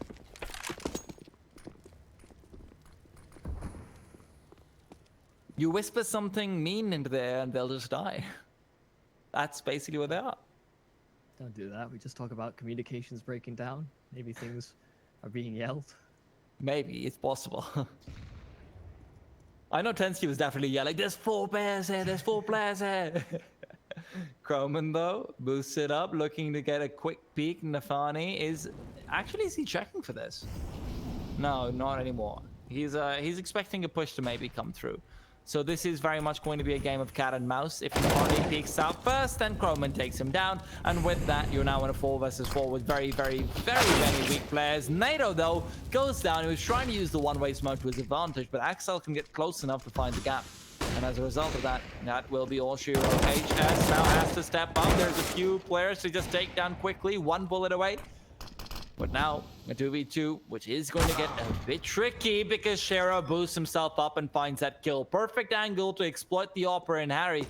And now Croman, drop down, will be spotted. GAMBIT youngsters somehow win that round. Yeah, low HP on so many players. You think there's surely no way. But we said that towards the end of the first overtime. Shiro's on 6 HP, still no problem. It doesn't seem like HP is even a factor, really. Yeah, I mean, they had plenty of HP in the previous round and they saved. Yeah. And not thinking about how healthy they are, just whether they can win the round or not. And they've brought it back to a tie game. 1 more to get an advantage moving to the second half of our second overtime. You know, Tensky is definitely kicking himself for missing all those shots, though. Yeah. Oh, Shiro, he's kicking Densky for him. He just like, don't worry, boy, mate. I've got this. It's fine. I've got you covered. Whispering many a mean word. Yes. Position from NATO. So few times have we seen an aggressive play over towards B. This time he decides to go for it. It's a one and done at that, but it's an early indicator that it's going to be the B bomb site. Harry, good for 1 as well, but traded out. The rotations aren't there timely enough. The smoke down. He pushes through it. Good damage on towards Inters, but nothing else. And Croman has to try and pull it back in a 1 versus 2. The bomb, it's out of there. It's running back towards A, and Croman's still distracted by it. Wait. Oh, he runs back. Wow. That's such good awareness. Croman says, well, I got this kill and I just run away. That's fine. I know you're going towards the A side.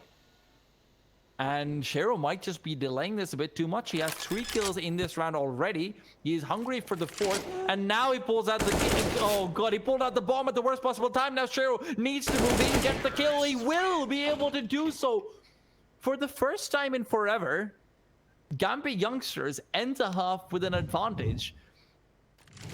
And I'm very curious to see what Lubet makes of this now, our betting partner. I want to see what odds you pull up for me.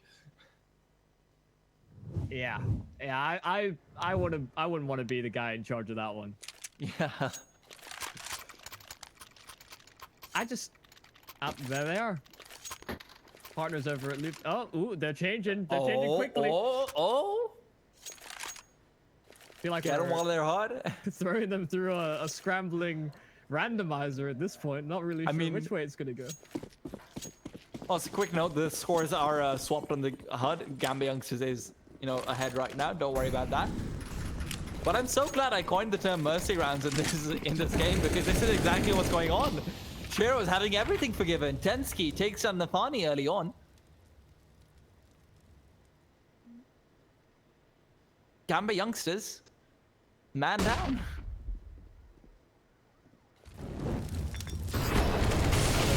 Towards the sandbags. They don't go to clear it. They don't turn around. The 2 players needing to enter the site. They're hoping that someone could cover them from behind, but Supra springs into action. Brought it to an even affair, but Croman finally turns around and deals with the issue. The thorn in the side is just Axel. Try and bring it back. 1 kill found around the smoke, but NATO will track him down. He shouldn't have been able to get away with that. Yeah. Should never happen.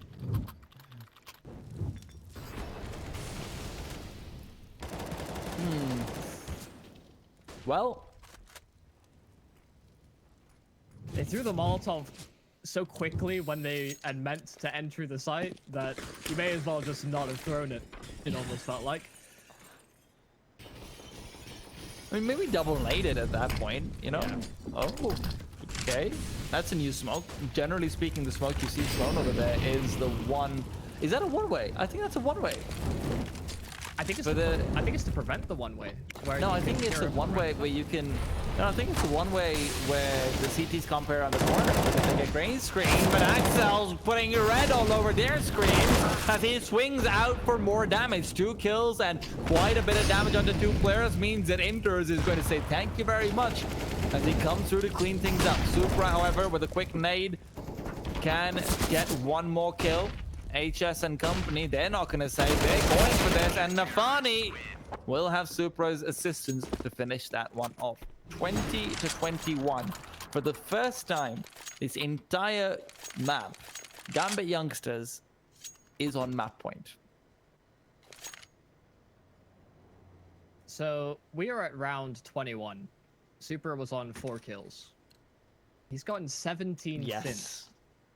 It's also been like another game though, in all fairness. Yeah, but no, but they're very impressive. I'm just astounded. Very, very impressive, definitely. Gambit Youngsters are not shy of an overtime like this, and well, okay, Kira's found a new vote of confidence to push through around the smoke, but they lose 3 players so quickly in response that it doesn't matter. You get the entry, sure. Goodbye, Tensky. Hello, round for Nordavind. Axile hoping to try and get a flank off to bring some sort of life back into this one for Gambit Youngsters, but it's just not seeming reasonable. Maybe they should have been a bit shy. Maybe.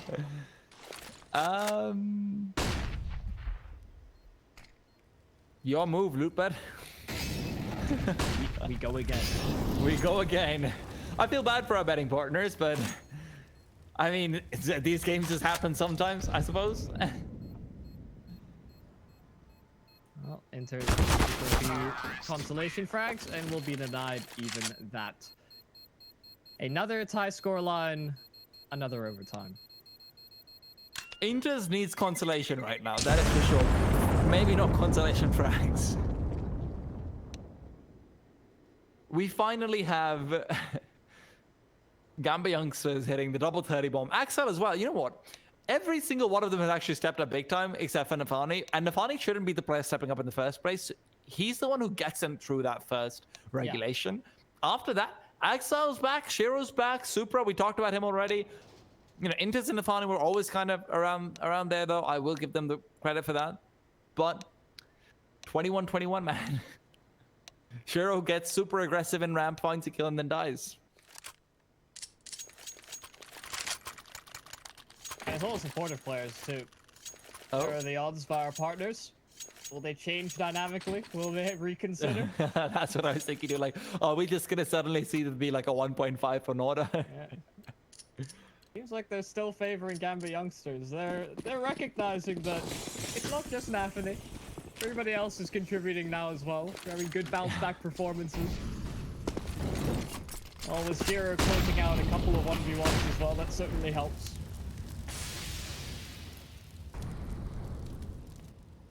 So that smoke we saw earlier, one thing it also does is, as an AWPer, you can't peek around the corner behind the sandbags because, like, you get gray screen because the smoke is right at your head level.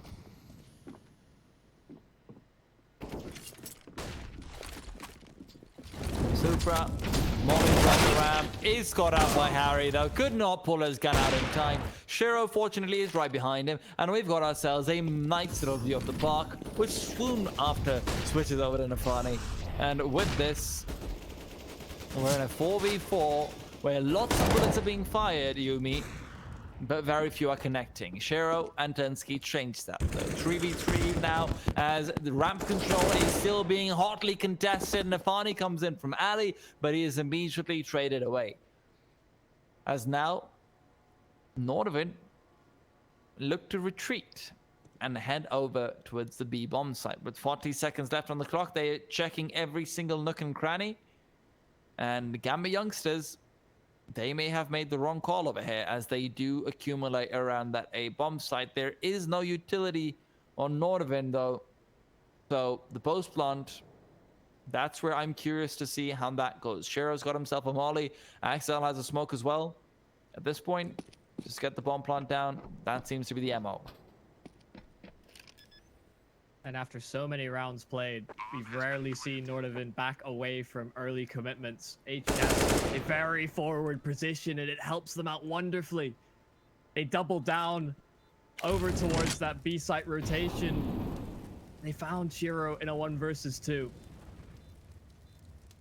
Utility gives him away. He's looking for an angle in. There on Chrome and the spray transfer, not quite successful. HS gets the trade, and NORDAVIND, that repositioning works wonderfully for them.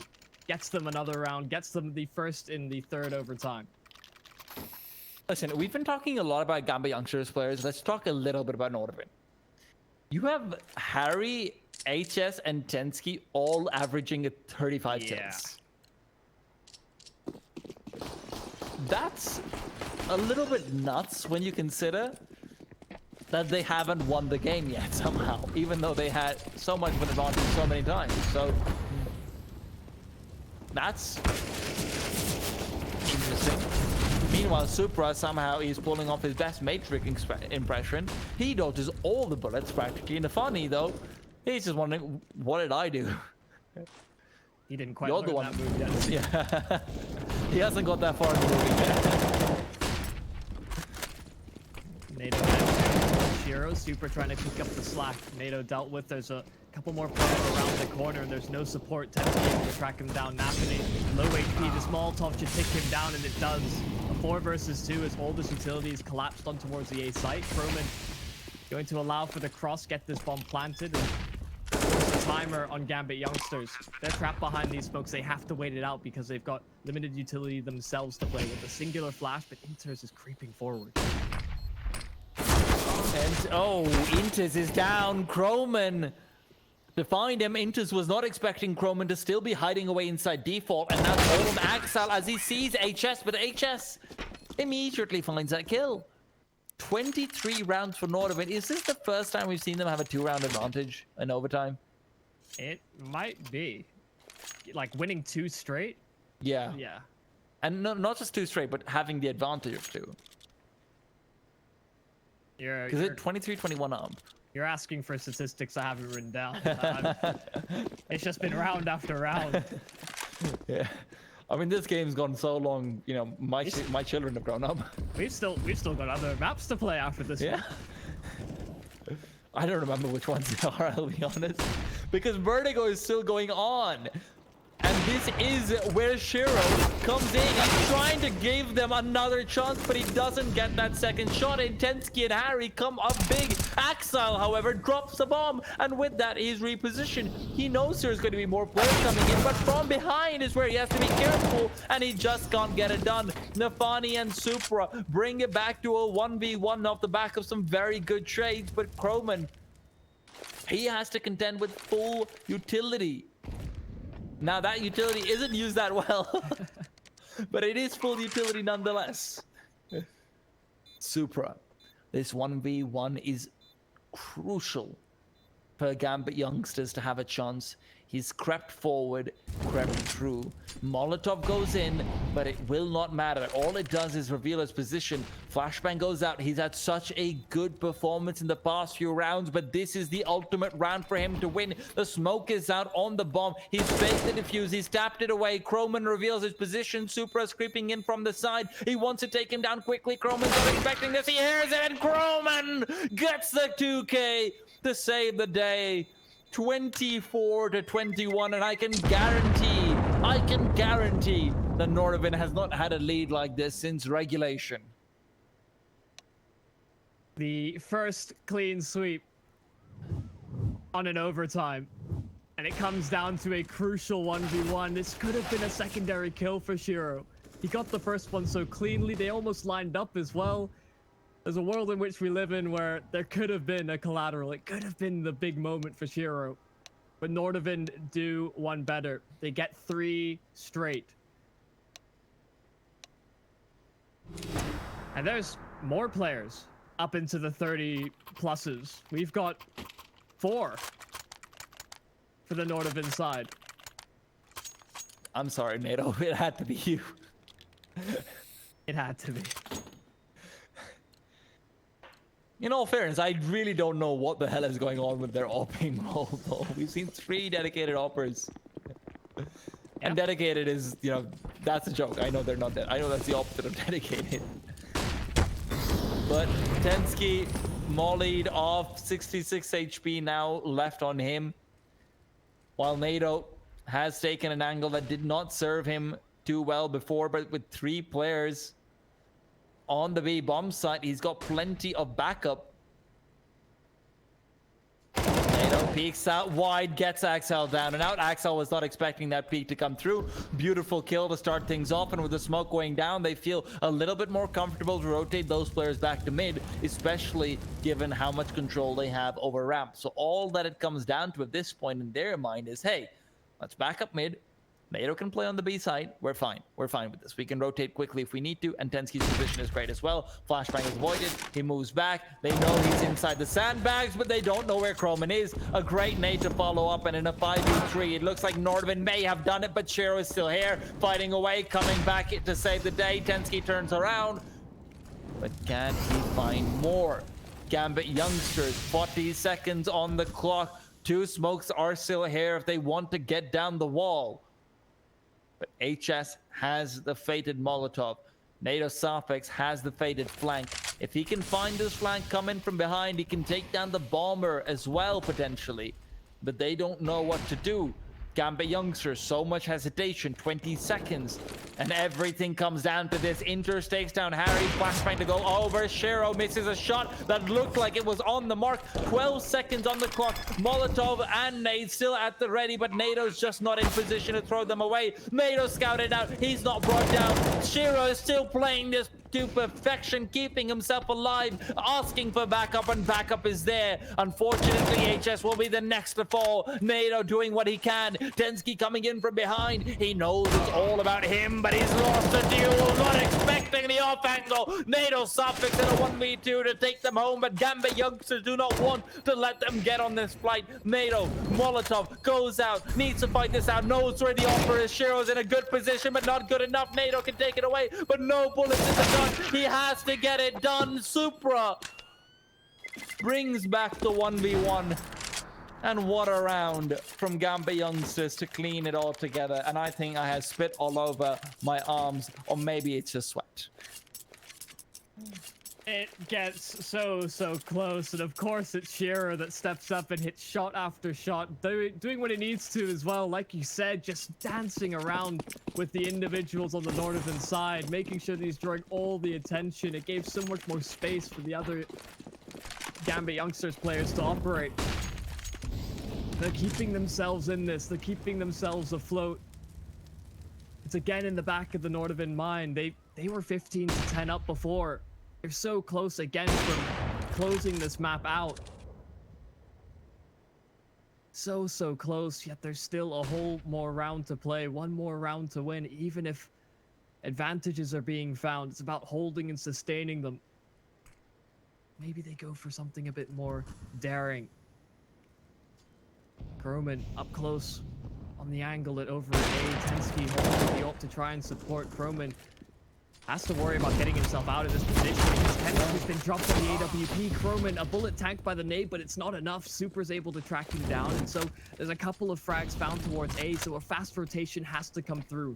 All 3 have rotated towards this A site, and that opens up the rest of the map for Gambit youngsters. So they haven't fully committed. In fact, they're rotating back towards B.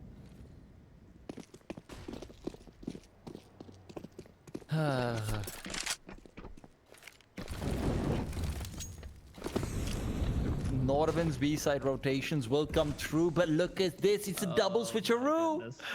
Supra, he's done it. He's found all the information. He's found the perfect position. They're coming back, and the CTs are going to walk straight into his crosshair if they want anything to do with this. The Molotov as well comes in. Smoke is deep. He can spray through it if he wants to. He knows where Harry is. Harry's being mollied. Harry's trying to deny the bomb, but he can't get it done. Bomb is down, and it's a 2v3. NATO's position is known to them, and he is next to fall. HS left in a 1v3. Has to save the day, get many spray transfers, can get the dink through the wall, but cannot get the kill. I have a feeling I already have my line prepared for when Gambit youngsters equalizes this. Oh no.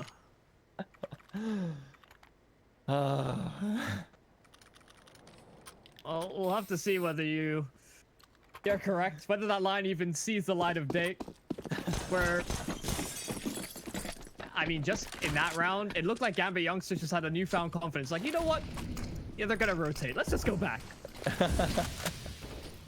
Bluff them twice. And oh my goodness, they go for it. They go for the run boost. Axile in a very forward position. I think it was spotted out. He's very scared to take the angle. It's Harry that's deploying utility to back himself up. He's prepared for a forward face towards B. And so it's flashy. It's interesting. It's a bit of a change, but ultimately doesn't get anything. Oh, in the meanwhile, NORDAVIND have taken deep control of A. They finally figured out that Gambit youngsters likes to retake from bridge. It took them 47 rounds, but they got there. I mean, I joke, but it is very difficult to see. It's not something that a lot of teams go for, and one of the reasons why it works so much is just the novelty of it. 50 seconds on the clock, though, and somehow we haven't had any kills so far, so I don't know what's going on in this round. And I wouldn't believe anyone who said they did. This B stack could be huge, though. HS needs to come up big to allow it to function. HS sees a player, rotations will start to come in. He comes up with two, pulls out the USP, but it's not the third yet. There are still smokes ready. There is still a Molotov. They should be able to get the bomb plant down, especially when you consider the lack of utility on the CT side. Molly comes in. NATO Sarfix isn't quite forced off. He has a Molly of his own, and because of that, the time will be troubling. They're forced to smoke off the Molly. The nade will not land. The bomb cannot be planted. There's 5 seconds. Gambit youngsters not like this. 25 to 23. Oh. Just in case anyone was wondering, though, my line was, "Hello, loot bet, my old friend." 48 rounds of play, and it comes down to this: the damage done by HS. 2 kills. He could have gotten a third. That player was low as well. It just comes down to that. NATO Safix keeps all the utility as well to just keep preventing the plant. They didn't have the chance. They were boxed into that corner.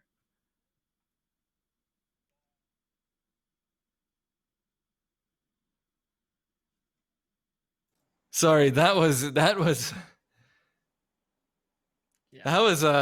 a game. Literally just one game. We've still potentially got 2 more to go. Yeah. Remember, that was Gambit youngsters' map pick, even though it looked like it was a third map decider with the way things were panning out and how back and forth it was. But NORDAVIND, they've got their own map pick coming up. So it's Inferno, another map that is famous for overtimes. I think that's all I really need to say. Let's go to a quick break. We need it, they need it, and we'll be back with Inferno in just a bit.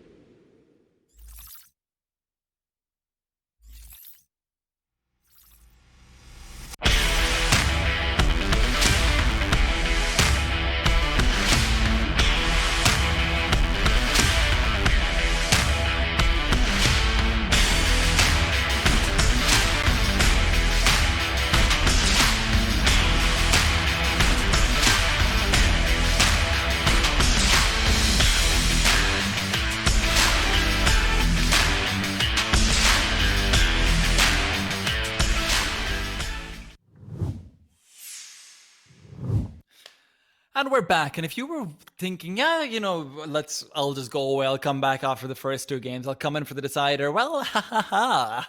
It's only 1-0 right now. And that one was a hotly contested one, but a very important one nonetheless. NORDAVIND out GAMBIT Youngsters as map pick as they do take that one away. If you're wondering what the hell you're tuning into with these amazing graphics and these beautiful backgrounds and these beautiful images being thrown at you about Malta, well, that's because you're tuned into Malta Vibes. And Malta Vibes, of course, is brought to you by Gaming Malta, a home of gaming excellence, a big old title partner. And I'm here with Yumi.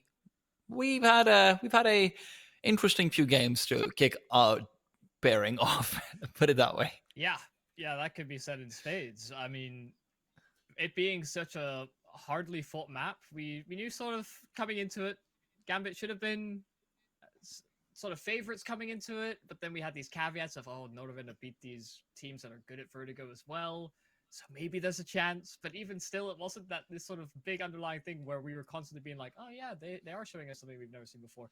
There was just so much chaotic Counter-Strike. It wasn't even the most procedural from the Gambit youngster side because they were missing some of their key elements. Shiro was missing for a long time, Axile as well. But then overtime kicks in and everybody's awake, everybody's fragging, and it's just thrown back into chaos because the style of Counter-Strike that was in regulation was that same nature. Well, I hope that, you know, this one will be a little bit more clear-cut. NORDAVIND going up against Gambit Youngsters. We have the knife round to begin things off. I will be cruel to you, Jimmy. I will be very cruel to you. And do you have any predictions for this?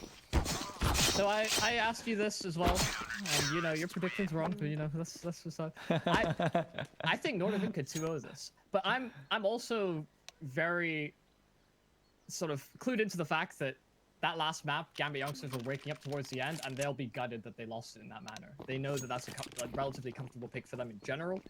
So they're coming in with a point to prove, and although statistically it's maybe not their best map, I think NORDAVIND have just got more consistent mechanics on display, at least as far as this series has gone. Well, I'm about to say something that's a bit redundant, Yumi, which is that we need to keep in mind that Gambit is a very young team. So when we saw them falling apart in communication in the previous game, I'm just worried that 10 minutes aren't always enough to reset that. So, you know, sure, it could be new map, new me, but this is where, you know, I think the odds kind of agree with me. Our betting partners over at LootBet saying it's a 2.1, a 210 for Norda and a 168 for Gambit Youngsters. Actually, I lied. They don't agree with me. Not really. Sorry, I'm not used to betting odds. My bad. I disagree with those odds in that case. Never mind. Nafani, however, is hoping to kick things off with a bang. He is the leader, but he's not quite connecting with all of his shots. Does unfortunately end up falling, as does find 1 kill at the very least before that happens. And now Molotov's coming in. Supra is alone on this bomb site. Lots of utility being thrown forward. Supra needs to step up big, but unfortunately he steps down instead. Yeah, forced down on that B site. It is now NORDAVIND's domain. They've got no real utility to prevent any further pushes from Gambit Youngsters, and there's nothing really to contest it back. Shiro has a smoke, he has a kit as well, so there's the possibility of just jumping on for the defuse, but they need to get the space first, and it relies on his teammates to do a lot of the heavy lifting. Oh, good shot in from HS. Traded back by Axile. They're moving in towards the site, but they're losing out on time. Still holding at a distance is Axile's teammate, and yeah, there's not a lot of space being given here. Shiro was deep spawn while they were pushing into the site, and it's containment primarily, just finding the kills, but still a NORDAVIND round. Unfortunately, Axile also loses his armor. Yeah, so does oh yeah, I was gonna say so does Shiro, but he doesn't the utility.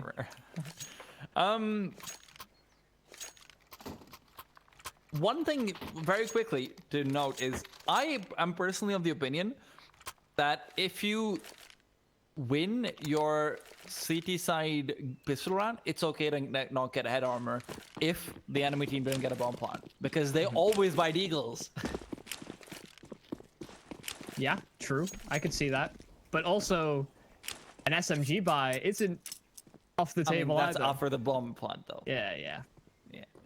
That's why you definitely buy head armor in this round. That's why Supra, Nafani, Inters, and Axel, they are on the force buy, so they don't care too much, but they're definitely going to be raising some eyebrows, wondering how exactly to go about this.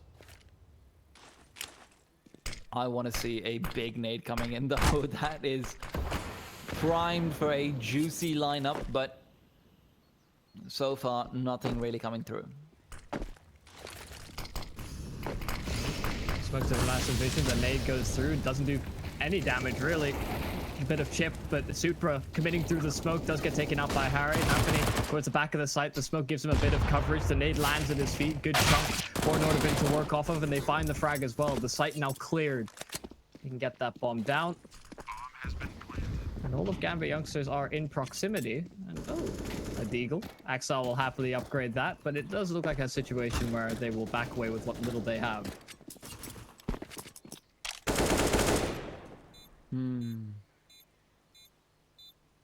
You can throw that deagle over, give it to a teammate for the next round, because Yeah. it's probably not going to be a buy. Well, Gilbert, see, one thing I'm looking at their buy now, and I just noticed something which is very unnerving to me, is the fact that Inters went for another kit on top of what Sheer already had. And obviously, it probably wouldn't have made a difference. But it is just one of those things where you look back on it and you're like, maybe a nade just comes in, does some damage. You take away a few players later on. Maybe you go for a deagle instead of 5-7 if that's what you're all about. But these small things coming in where I have to start asking the question, what's Gambit youngsters' communication like right now? And I hope it's good, because I want to see a good game coming from them. But at the same time, the kind of individuals they have, I'm guessing sometimes even if your communication isn't great, you can probably still pull something pretty cool off. Yeah, small micro decisions like that do certainly add up if they happen consistently. Maybe just a, like you said, small miscommunication, but could be worrying stuff. Well, given that they saved into this, the only rifle I feel is the one brought through from the previous round, and Shiro losing his life in towards the arches does present a new opportunity for NORDAVIND. They could have wrapped towards B had that been a fancy of theirs, but instead they move into the predominantly stacked A-bomb site instead. Good damage found by the CT side. In fact, so much damage found. 3 kills for them to get things done, and Inters is still alive around the smoke. He's made things so much more difficult. NATO's just has to take Sanctuary in towards the pit, and the rotations in from Gambit youngsters. They can play the 2v1. NATO flashing out, getting aggressive. That smoke actually works in his favor because he's playing around it perfectly. Comes in from the side, but when neither player is revealing themselves, maybe it's not so perfect anymore. Nafani playing for first contact, but with 35 seconds left on the clock, NATO is relying on mistakes to be made from the CT side and for the smoke to dissipate. Neither one of those things has happened yet, and as I say that the smoke does dissipate, mistakes, however, will not be made. NATO realizes where the second player is. He's playing this nicely, but he needs to find the headshot. Will connect, and 15 seconds left on the clock. He knows where the last player is, and Nafani will be the victim of a one-tap and NATO's 4th kill. He saves the day there, but that should not have been so close, especially when you consider Gambit youngsters. They've got to buy in the next round anyway, Yumi. Yeah, that's a scrappy state of affairs, considering they have a considerable weapons advantage moving into that site, but they just get caught out by so many of these positions. The grave from the site as well. Even just playing around those smokes. So much damage done to the economy that could have been good for Gambit youngsters. Or sorry, could have been good for NORDAVIND to accumulate and build up some cash on that T side. Now the rifles are out. Like you said, this was a buy nonetheless for that CT side, and Shiro's got his hands on the AWP. They're playing more passively on this Gambit youngster side, making sure that they don't get caught out by any quick aggression. Shiro's posted up over towards short. Molly pushes him off the angle. Inters has a brilliant nade. will be tagging them up so incredibly heavily. In the meanwhile, he's swinging out without a flashbang of a teammate to help him. He tried to self-flash through, but is unsuccessful. Shiro now has to step up and do a lot of heavy lifting, but he's got Axile right next to him. Shiro and himself forming the dynamic duo, and Axile knows exactly where all of them are coming from. Takes down the final player on the balcony, and the first round comes for GAMBIT youngsters in a very convincing fashion.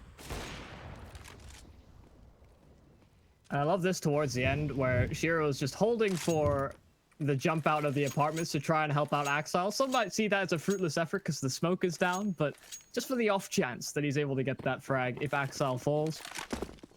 He's very much aware of the possibilities of the other team and what is exposed as well to help his teammates out. You see, that economy comes back to bite NORDAVIND. They won 3 straight. First couple were relatively clean. Granted, they did lose every single player in the pistol round, but still. That can be worrying. They're next down to upgraded pistols in retaliation.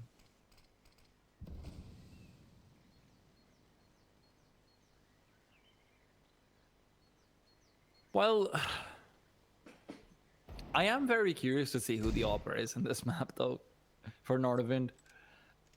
Does it stay in one person's hands? Does it change a few? That is really the major curiosity I Yeah. have, to be honest.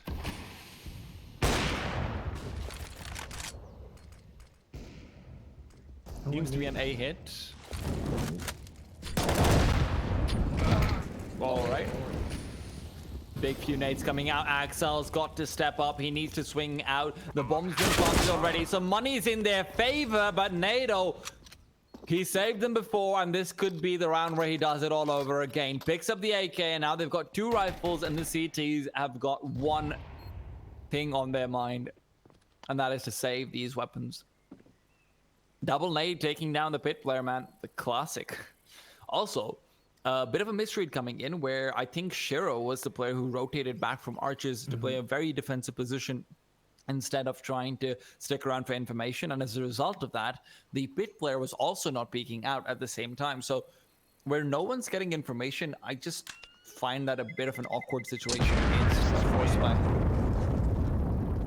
Yeah, usually it's a bit more informed than simply, I've got a feeling, which it seemed to be for that early rotation towards B. It was actually a triple nade, as far as I'm aware, as well, towards pit. So they're very dedicated to that idea. I thought maybe there was a chance that GAMBIT youngsters player gets away after just the 2 sail through, and then the third one comes in straight after. So it's a good read from NORDAVIND, considering it was a poor buy coming into it, but they have stolen the round away.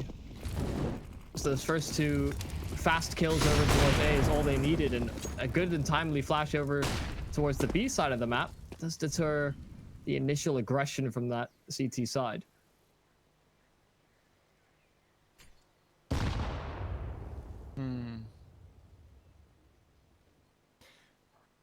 Just throw 1 nade over, please. Harry's on 4 HP. For my sake. Oh. Molly going out.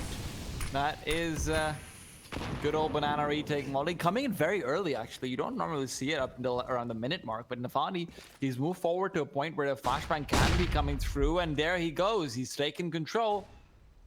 And he has gone over towards the sandbag. Molotov comes in, but NORDAVIND have got all their procedures down for this. Immediately Molly off the sandbags, force the CTs out of position, but they still have committed pretty heavily towards this B bomb site. And regardless of that, it seems like Nafani is rotating over, but now he's unsure. He's stuck midway over at CT spawn. And somehow NORDAVIND have outplayed them just by standing still in place. Shiro is now down. HS baits out the shot, but he's fine. Supra will be spotted soon, but not before he gets 2 kills. And he even runs away. The bomb was dropped, and Nafani coming in from behind means that Shiro no longer, not Shiro, rather Nafani. Wait, what am I saying? Dear God, Supra. Well, you know what? They're all just dying at this point. Nafani's dead. Supra's fighting next, and we have to be careful because he does end up finding the kill. I'm gonna let you take over from here. Nado, oh, he's up close. He gets Supra. He found so many high impact kills. 4 for him thus far. Nado can do no heroics. It was Supra to do the damage as they went into that B site. The kill above the smoke. The one is he's trailing back, because why not? And well, Gambit youngsters will get a few Hail Mary frags to make this work. And I was right there with you. I didn't understand how NORDAVIND seemed to outplay them rotationally simply by standing still, holding firm towards the B, or towards Banana, because it was a counter protocol to a counter protocol, and they just sat and waited. And yet still Gambit youngsters seemed to have the inkling that it was going to be a fake.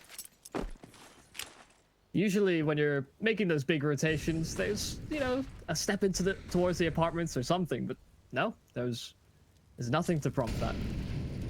Or at least, you know, you have some aggression on the CD side to be able Yeah. to measure it. You know, where they're like, all right, fine, we know this is happening. NATO showing off his movement, jumping straight into the window. I can't land that jump. It's so easy, but I just can't land it. The jump from balcony into window. Just Yeah, to not clarify. not to the basic balcony. one, Yeah, not to the balcony. So they made that one easier. So hey, they did. God, I missed that so many times. But we'll have to see if there's any sort of change for Gambit youngsters. They've been playing these passive positions a number of times, especially when they've had Shiro on the AWPs. Fancy to peek, but never lingering around for too long. No real support or setups, it seems, to get that online too early. With them being positioned over at B, Nafany Jiggle peeking over towards the arches as well. Waiting for a flash, trying to peek alongside it. They line up for him as well, but it's still only the one frag that's traded back. Good damage on towards Zato Sapphics, however. beautiful spray over there, but just can't finish it off. Axel in the meanwhile got one, repositions for more, and he will take down NATO. But bomb will be planted nonetheless. It's a 2v2 with the CTs not having Molotovs to be able to flush out Pit. So this retake becomes incredibly difficult, especially when you consider Chroman's repositioning into an off angle, and now he peeks out after Harry goes for the first. That was a very well done 2v2 from the NORDAVIND side. Really nicely played.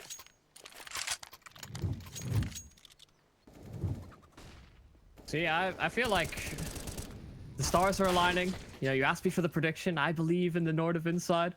And they're coming up to play again on this map. They get off to these hot starts. We saw it on Vertigo as well. They got a pretty considerable lead at some point. And while, I mean, if you want to head over and check out our partners over at Hellcase, you can do exactly that. We've got some codes for you to use. It's a great time. It's the biggest and most well-known case opening website with almost 100 cases. Updated case battle, upgraded, dozens of giveaways per month, and absolutely unique features. You don't get bored with Hellcase. Use some promo codes. You deserve it. There you have it. Knight of Suffix. Quick kill. Has he opted yet? I don't think he has, right? On the T side. I don't think so, no. The buys have been awkward at times for NORDAVIND. They've had pistol wins. Won the Tech 9 round. Well, hopefully Gambit youngsters have realized that it is time to rotate now, but at the same time, I will always understand if you just want to save in these situations. I personally prefer the CTs trying to go for exits. You never know, maybe you can get a gun away. Maybe you can just, you know, take an AK forward, get HS's M4 back out of his hands into yours. But obviously, there is a certain value to having the additional pistol upgrade. I personally don't think it's enough, but I understand. Like, I'd get Nafani saving because the Kevlar is obviously very important, but beyond that, I would like to see more exits. Yeah, I'm probably in agreement as well as even just going for a kill where maybe you dive bomb to try and kill these players, saving into the side of the pit. Kind of like a Doja nade, but instead you just throw yourself.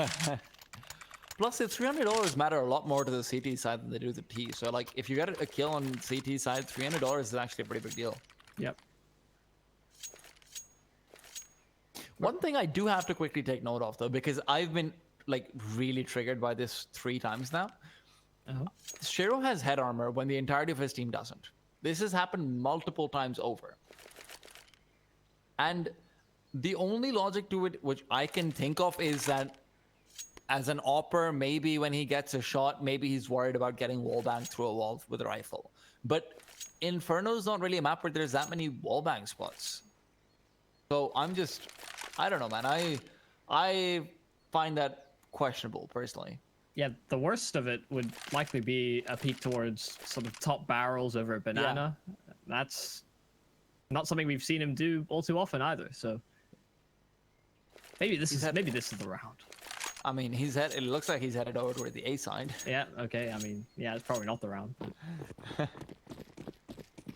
Well, you know, it's a very small thing, but again, the additional 2 flashes that could come in, those can be a difference maker on a map like Inferno when you're an opper, because you can flash for your teammate over towards long, over towards short in so many places. And what is this? He's getting so aggressive early on. Goes towards second mid. This could be big. NATO Sophics is expecting it though, and the left eye peak comes into play, giving him the advantage.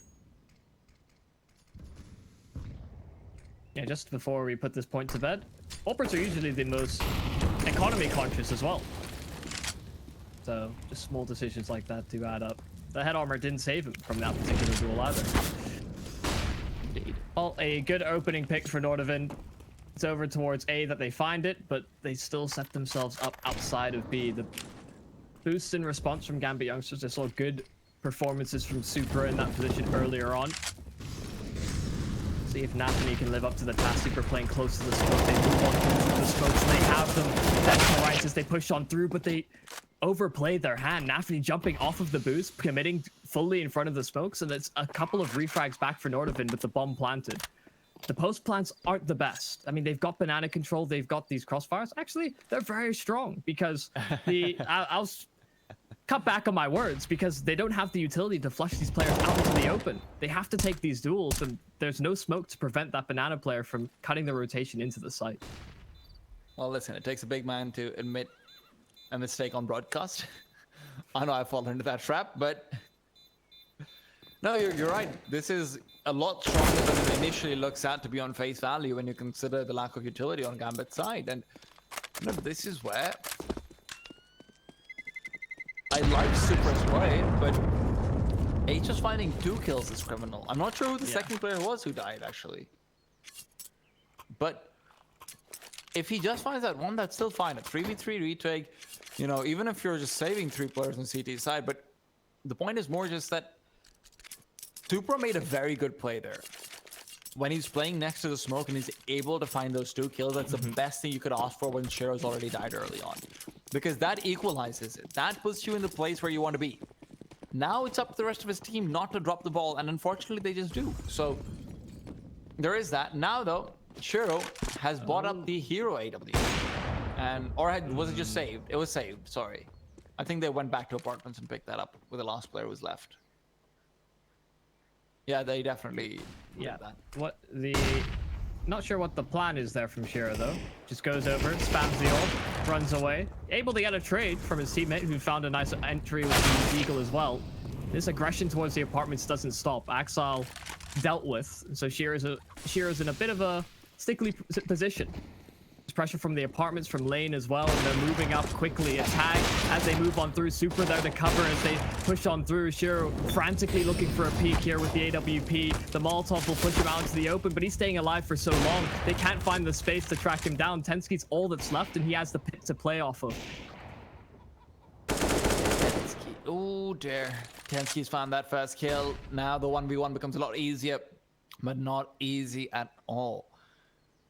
You still have to contend with Nafani. Very capable, and his position is unknown. He was on short earlier, and Nafani baits out the peak, gets the kill. Perfect timing as well.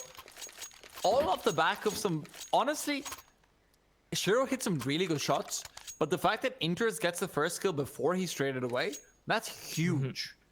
That puts him in the 3v3 position where the apartments player now feels confident enough that he doesn't need to back off. So he keeps on pushing forward. He finds that first shot, which could have been a kill, but it's the first shot, which is enough damage for the Deagle to come in later on and find the kill, which Shiro couldn't do.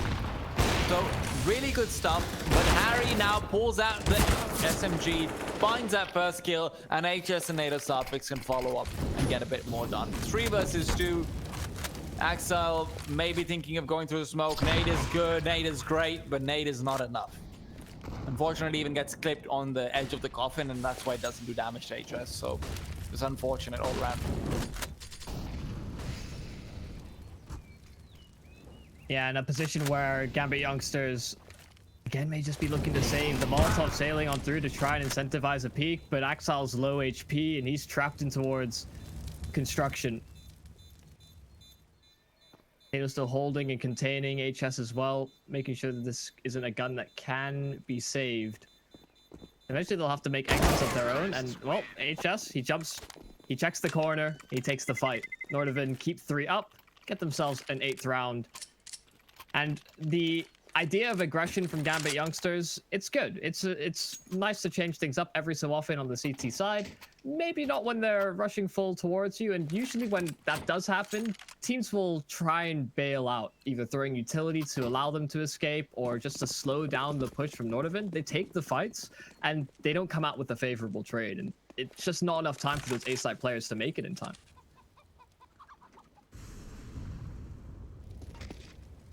Gambit youngsters. Oh dear. Interest is also right around the corner. I've seen this before, but he's only good for 1. Shiro's position is still incredibly good to come and follow up, though. The question is, does he have it in him to do so when there's a Molotov under his feet? No, he doesn't. Backs off, and it's Nafani who actually brings it back to a 4v3. Supra playing from Graveyard is a big threat. If they don't find him early on, that could be all they need to deny the bomb plan and set themselves up for another 2v2, but Tensky's found Nafani on the lurk in the back lines.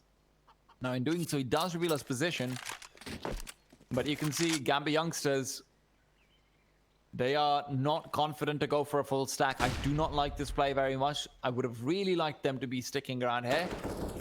But in the meanwhile, Tensky takes down Supra, Shiro on the Deagle, yet to find anyone, yet to really take anyone down, and it seems like it'll all come down to Axel and that one lonely grenade.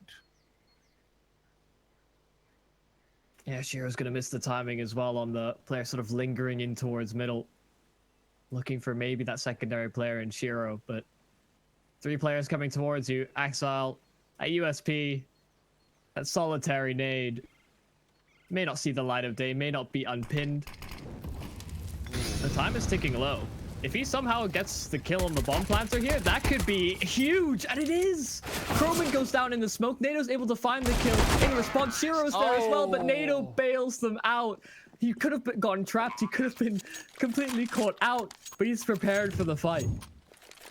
NATO is 16-5 right now. He has bailed them out of so many situations. We saw the 1v4 earlier, or not 1v4, 4K and the 1v2 earlier with the Famas. We've seen him time and time again in these post-spawns, just making it work. We've seen him opening up the sites. This is where NATO is shining. This is why I think NATO's a better rifler than he is an AWPer, because he makes things happen with his AK just on the basis of his awareness and positioning that he's got from his AWP, but his mechanics are just better. So I personally prefer NATO the AK to NATO the AWP, to be honest. And, you know, we can see why he's using it on Inferno, which is already a map that's very difficult to AWP on. The T side, at least. Maybe we'll see a couple seasons of that in the NATO TV show. It's a complete character swap. Change of pace. Guys are there black. Well, I mean, okay. I wasn't going to go so far as say that, but... I mean, even as well. Even still, with the op dynamic being so back and forth, it seems, for NORDAVIND, I could definitely see the line of reasoning. The good and damage nades from Gambit youngsters, following the Gambit's namestead, and while Shiro a kill over towards HS does at least give them a man advantage as well. So they've got an HP advantage on a few of these players. The numbers game favors them as well. NORDAVIND are slowly approaching the A site. There's a bit less of an emphasis here. Shiro is deep towards the arches. Won't have the fastest rotation to help and support, and the nades will sail through for NORDAVIND. 30 seconds left to get this execute underway. They have to make this work on the Gambit youngster side. They have the man advantage. NORDAVIND is low. They do have that one Molotov in Supra's hands as well, but it's too far away. It's on the B side. Maybe it can be used for retake, but Inters and Axel have come up big. One the 2 kills they needed to NATO stop, except 1v5, and that's too much even for him. Axel playing from Graveyard. We saw him before with the M4A1 getting a few nice kills. This was completely different. This was beautiful. Now he's 13 for 6 as well. More than a 2 KD, and we can see how incredibly effective he's been on this angle. Yeah, taking the isolated gunfights as well, making sure it's not going to be peeking into 2 players at once, just slowly creeping up the stairs with the crouch. It's a gutsy play to make just because you're so slow in doing so, but he makes sure that he doesn't get double swung or double peeked while he's taking that fight. Good stuff to isolate those duels. NATO, though, he continues on his hot spree. He deals with the B-side push all by himself. Kill after kill after kill. Upgrades himself to the AWP. Throw that thing away, man. Pick up the rifle again, because you may just have more names to take. Are you kidding me? So wait, are you telling me he can clutch? He can entry? He can mid-round? Yeah, He falls for you sometimes? He's the only player that didn't get to 30 in the overtime at the start as well. He's So feeling jealous. Yeah, he's just making up for lost time. He's like, you guys had your time, and now it's all me. The man doesn't seem to be able to do wrong at the moment. This is basically what you hope happens if your teammate says, guys, you carry me in this game, I'll carry you the next one. This is what you hope happens. Yeah, and whether 19 and 6. Yeah. Whether this is a you scratch my back, I'll scratch yours kind of deal that NORDAVIND have going on. Mate, this is more like you scratch my back, I will rip theirs apart. Okay, I got a little bit a little too gruesome. The mental image I've just come up with is just... But yeah, he's tearing them a pretty big hole in the rounds they'd hoped to achieve on the CT side. I mean, you assume Gambit youngsters have their Inferno in a pretty good place. Most teams should. And NORDAVIND are doing a very good job of making them look a bit foolish, and NATO's at the forefront of that. Well, listen, let's not forget what happened in the first map. Hopefully that is not going to be the case over here. But nades are flying through. They're good damage. But Croman, how do you find that? Nafani just goes down. There's nothing he can do, but Supra comes in to drop the bomb. However, Inters and Axel are about to find out that there is a very rude visitor over towards this A site, and that is Stensky, who takes down Inters. Axel is now left in a world of insecurity where he does not know how to play this, does not know where to go. He's the one who's been top fragging for his team, who's been looking like a shining ray of light. But even that is going to be extinguished at this point. I don't typically make the comparison, but I think it's fair to say these last few rounds have felt very Pug-like. And when we talked about NORDAVIND coming into this, you sort of look at how mechanically skilled the individuals are, never know how they're going to really mesh as a team. They're just taking fights and doing a really good job of winning them. Like, Harry just one-tapped Shiro in mid with his AK. Yeah. Shiro was upping, for context, in case anyone was like, maybe he's on 4. No, he's upping. He's scoped down. And Harry's like... The AK, it one-taps, of course. Of course, that is why it has one bullet headshot.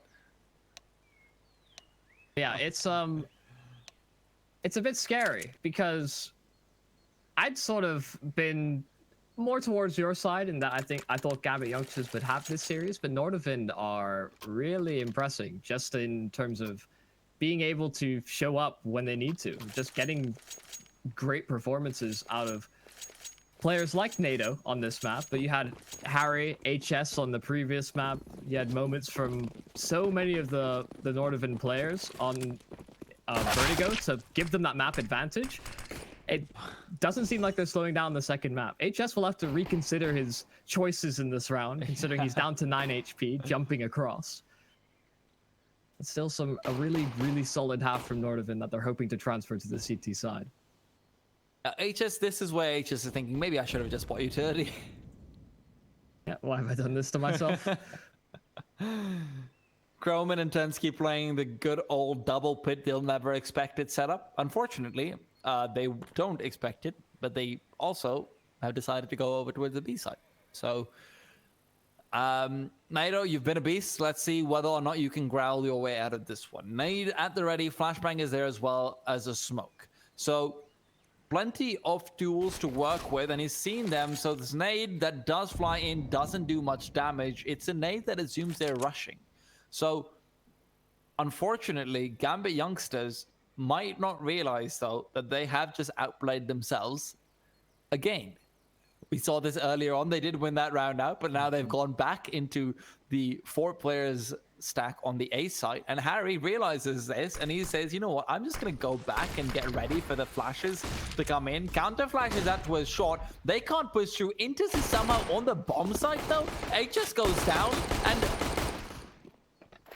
what is this round? Positionally, the read is there from NORDAVIND. They have all the players they need to deal with the push, but they just all die. Nobody seemed to be peeking for when they were going up towards short because the flashes came through, and I can only assume a team flash of some capacity has happened, or maybe the Gambit youngsters, or I don't know. Inters was on the bomb site and killed the graveyard player. Yeah, I have no answer for you. Well,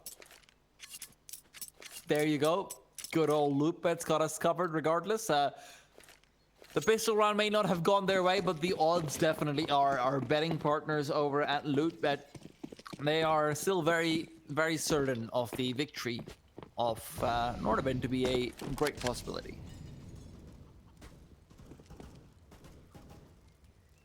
Yep, the belief is there. The tone is shift to the man in charge of that. Nafinate kill over towards the apartments. Kerman there to trade things out. It's of course not the strongest of buys from the CT side, conceding the previous round, but these SMGs can still be a little troublesome. They're MP9s, man. They are more than a little bit troublesome. Those MP9s can be outgunning an AK. I have somebody I've casted with before that stands by the MP9 for the money is the most broken gun in the game. Well, see, this is where I have the benefit of, being able to chew on Maui's things here at times. And Maui's theory on this is, which I think is like borderline revolutionary to how analysis should be done for the current meta, is that he says that the MP9 is the sole balancing factor that the CTs have up against the T-side economy, and that's the reason why it's so broken. Which is a very interesting argument to be made. Yeah. Considering the argument for gun rounds is that the T side have the advantage because they have the AK. So, yeah. Well, some perspective to add. Some effective to be gained from NORDAVIND. They gambled the B bomb site, and well, they went the other way. So Gambit youngsters have a clean state of affairs. No more fighting should be had in this particular round. They look to save these weapons over to the following, as their economy is not in a good spot either. And Gambit youngsters don't want to harm their own chances. Still a lot of rounds to play, and NORDAVIND still very much in a good position. It's not to be clawed away if rounds go in this manner. Well, you always like to see a peaceful little end to the round. 4 players alive on each side. They figured out their differences after the first 2 kills. Unfortunately, one of the differences is an economy now, Yumi. Yeah. Sometimes you just say, you know what, have it. You deserve it. That's the thing with the gamble stack. You flip the coin, pick the wrong side. Oh well. Move on to the next one. Well, they're putting a lot of contest over towards A. They've gotten pretty much all of these SMGs over here. I mean, you can make a lot happen, but SMGs work for both sides, says Nafani. He had the UMP, picks up 2 quick kills. Harry finally takes him down, and in the process of doing so, does find some money as well. Croman, in the meanwhile, is trying to go for trigger discipline, but unfortunately for him, he has a bit too much of it.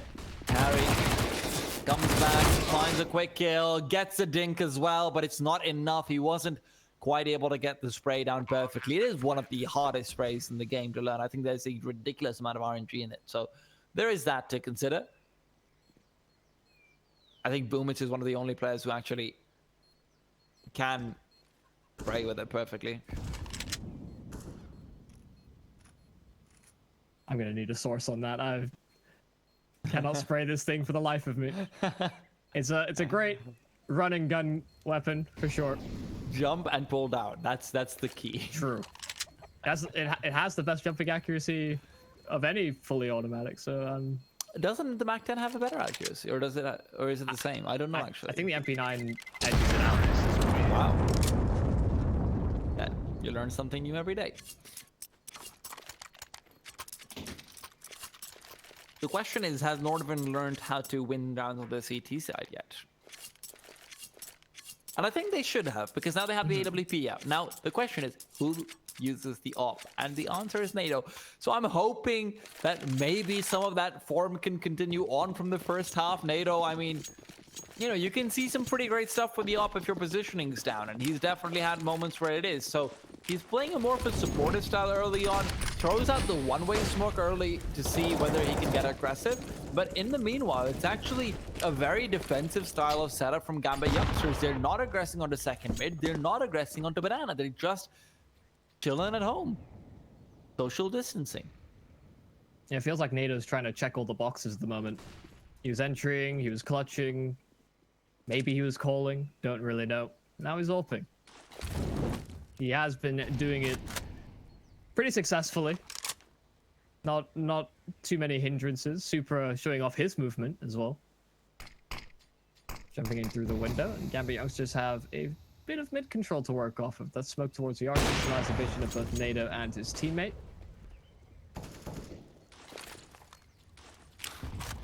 Just a drive-by grenade chucked out from HS. Run away! No. Harry, however, is not running away. He's got Tensky to back him up, but when he goes down, Harry is expected to make a play. That play is unfortunately not going to net him any kills, and HS is here to try and save the day. Farmers at the ready. Supra, however, is in the back lines. HS finds one. That's a bomb being dropped. And with that, Shiro will need to get aggressive. Supra, in the meanwhile, trying to come in from behind. Shiro is giving him time, but time is not something they have a lot of. 20 seconds on the clock. Supra finds one, but there's still another. That's HS to take him down. Shiro picks up the AK, and he doesn't realize that Croman is flanking him. He's got the bomb in his hands, going for the plant. He's faked it out first and foremost. Now he's expecting the peek from Croman, but expectations be dashed. Croman will just wide swing out and immediately tap his head. 12-7, NORDAVIND have got themselves on the board on their CT side. Almost thought for sure that Shiro might have won it. Just the fact he goes and clears that out after tapping the bomb. The presence of mind to know that that's a possibility when his teammate has flanked through mid over towards that B bomb site. The fact that he expects that there's some chance that they bypass one another. Could have been that narrow edge, but Croman just sharper to the trigger. The AWP out for both NATO and Shiro. Get to see limited performance from that CT side up. See if that changes now that we're into a new round. Very early stack being called towards the A side of the map. Of course, with Harry here in jump spotting, he can be an early indicator, an early alarm, proximity one at that. If he hears or sees anything, that a player should be called back. But he sees nothing, he hears nothing, he falls back himself, just doesn't fancy his chances doing what he was doing. So he's called for Tensky to come on by. Oh, interesting. Tensky.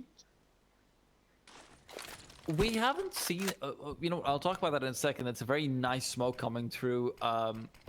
Write that one down if anyone's curious about that. I think that's a very cool way to smoke that off, because the other way, You have to bounce it off the wall behind, and that exactly reveals that you are at coffin at that particular time. So there are instances where you can be naded, even though it's very, very rare in all fairness. And NATO can technically still be double naded down. However, no nades on Gambit youngsters, and they have all gone over towards the A bomb site. So NORDAVIND over-rotated on their own. And let's see how this defense holds out. Oh, first kill in from HS. Crewman on the balcony, hasn't spotted anyone. Gets the lineup as they converge. Falling, descending, he gets shots and tags. HS able to find the frag, and he gets 3. How does HS get all those 3 kills? How does he whip around, have the presence of mind to find Nafany? Nobody knows. But NORDAVIND, that's a very clean round, and it's just 2 players that lock it all down. That's crazy. How does HS find that last kill? Look at that. He 180s that. Wow. Insane. Yeah. 2 players are all you need, apparently. If they're playing like that, that is for certain. First half was all NATO. Now it's Chroman and HS kind of chiming in quite a bit as well. Supra's got my favorite P250 skin in the game. It's very cool. The Mendy. And they're trying to sneak out a quick round win with pistols. You know, if NORDAVIND could do it, maybe they can. 7 rounds on the T side so far, but they desperately... Oh no, he's also got another one. Tensky needs to be careful not to lose his gun though. He does get a lot of damage, so this UMP can clean them up. And I'm telling you right now, that was just a next level play from Tensky. Axel finds a kill with the Glock, which really should not have happened in the meanwhile, but that was just a next level play from Tensky. Because he knew that there's a UMP behind. So he just weakens them both up, and then the UMP comes in and cleans them all up. See, look, Harry knows. Perfect team play. A selfish player throwing his body at the problem, allowing his teammate to get the kills. That's true support. Yeah. And now you guys know what a real support player is in Counter-Strike. These Reddit discussions can end now. Don't kill them. Let me kill them. Oh, the collateral! He goes through the smoke, he just fires off, hoping for a Hail Mary, and it's there! They're on the receiving end. Things going wrong for Gambit youngsters. At the very least, they get a consolation frag, but Chroman's pushing the boundaries over from second middle. He finds 2 himself, and Axile, not a chance. Not a chance in the world. He didn't even get to really shoot at anybody, and everybody around him has fallen. Axel left in a 1v4. He is he's unhappy. As would anyone be. Consolation is needed, but consolation kills are kind of pointless at this point. I mean, you know, Gambit youngsters did come back and take it to a 15-15 from a 15-10 before, so technically any kills he gets over here are big, but the problem is next round they don't have money on the team line, so it's really concerning. That was a $2,900 loss bonus. Yeah. But I mean, it's a good old James smoke as well. Yeah, it's a good shot. It's great timing, but it's so unfortunate for Gambit youngsters. They have this set idea of, yeah, we'll rush them down, we'll throw the smoke so that, or the Molotov in the smoke so that there's, you know, a chance we close that distance before they can react, but that's worst case scenario. Oh no. Oh no, is it going to happen again? They've got the nades, they've got the utility and the spam. Early 3 players on the B bomb side is netting them a lot of advantages, but HS in the meanwhile goes down. That is Supra to do that dirty work at least. The 3 players are rotating back. This might be an over-rotate now that Chroman found that first kill. The question is, where does the bomb want to go? It's still towards second mid, and it does seem to be an A-side take. Chroman realizes where the 2 players are, over towards short, and he's got himself a great little angle, dodges the flashbang, is waiting for anything to come through. Supra goes down, it's Tensky to make him fall, and a 16th round for NORDAVIND will send them to the semifinals.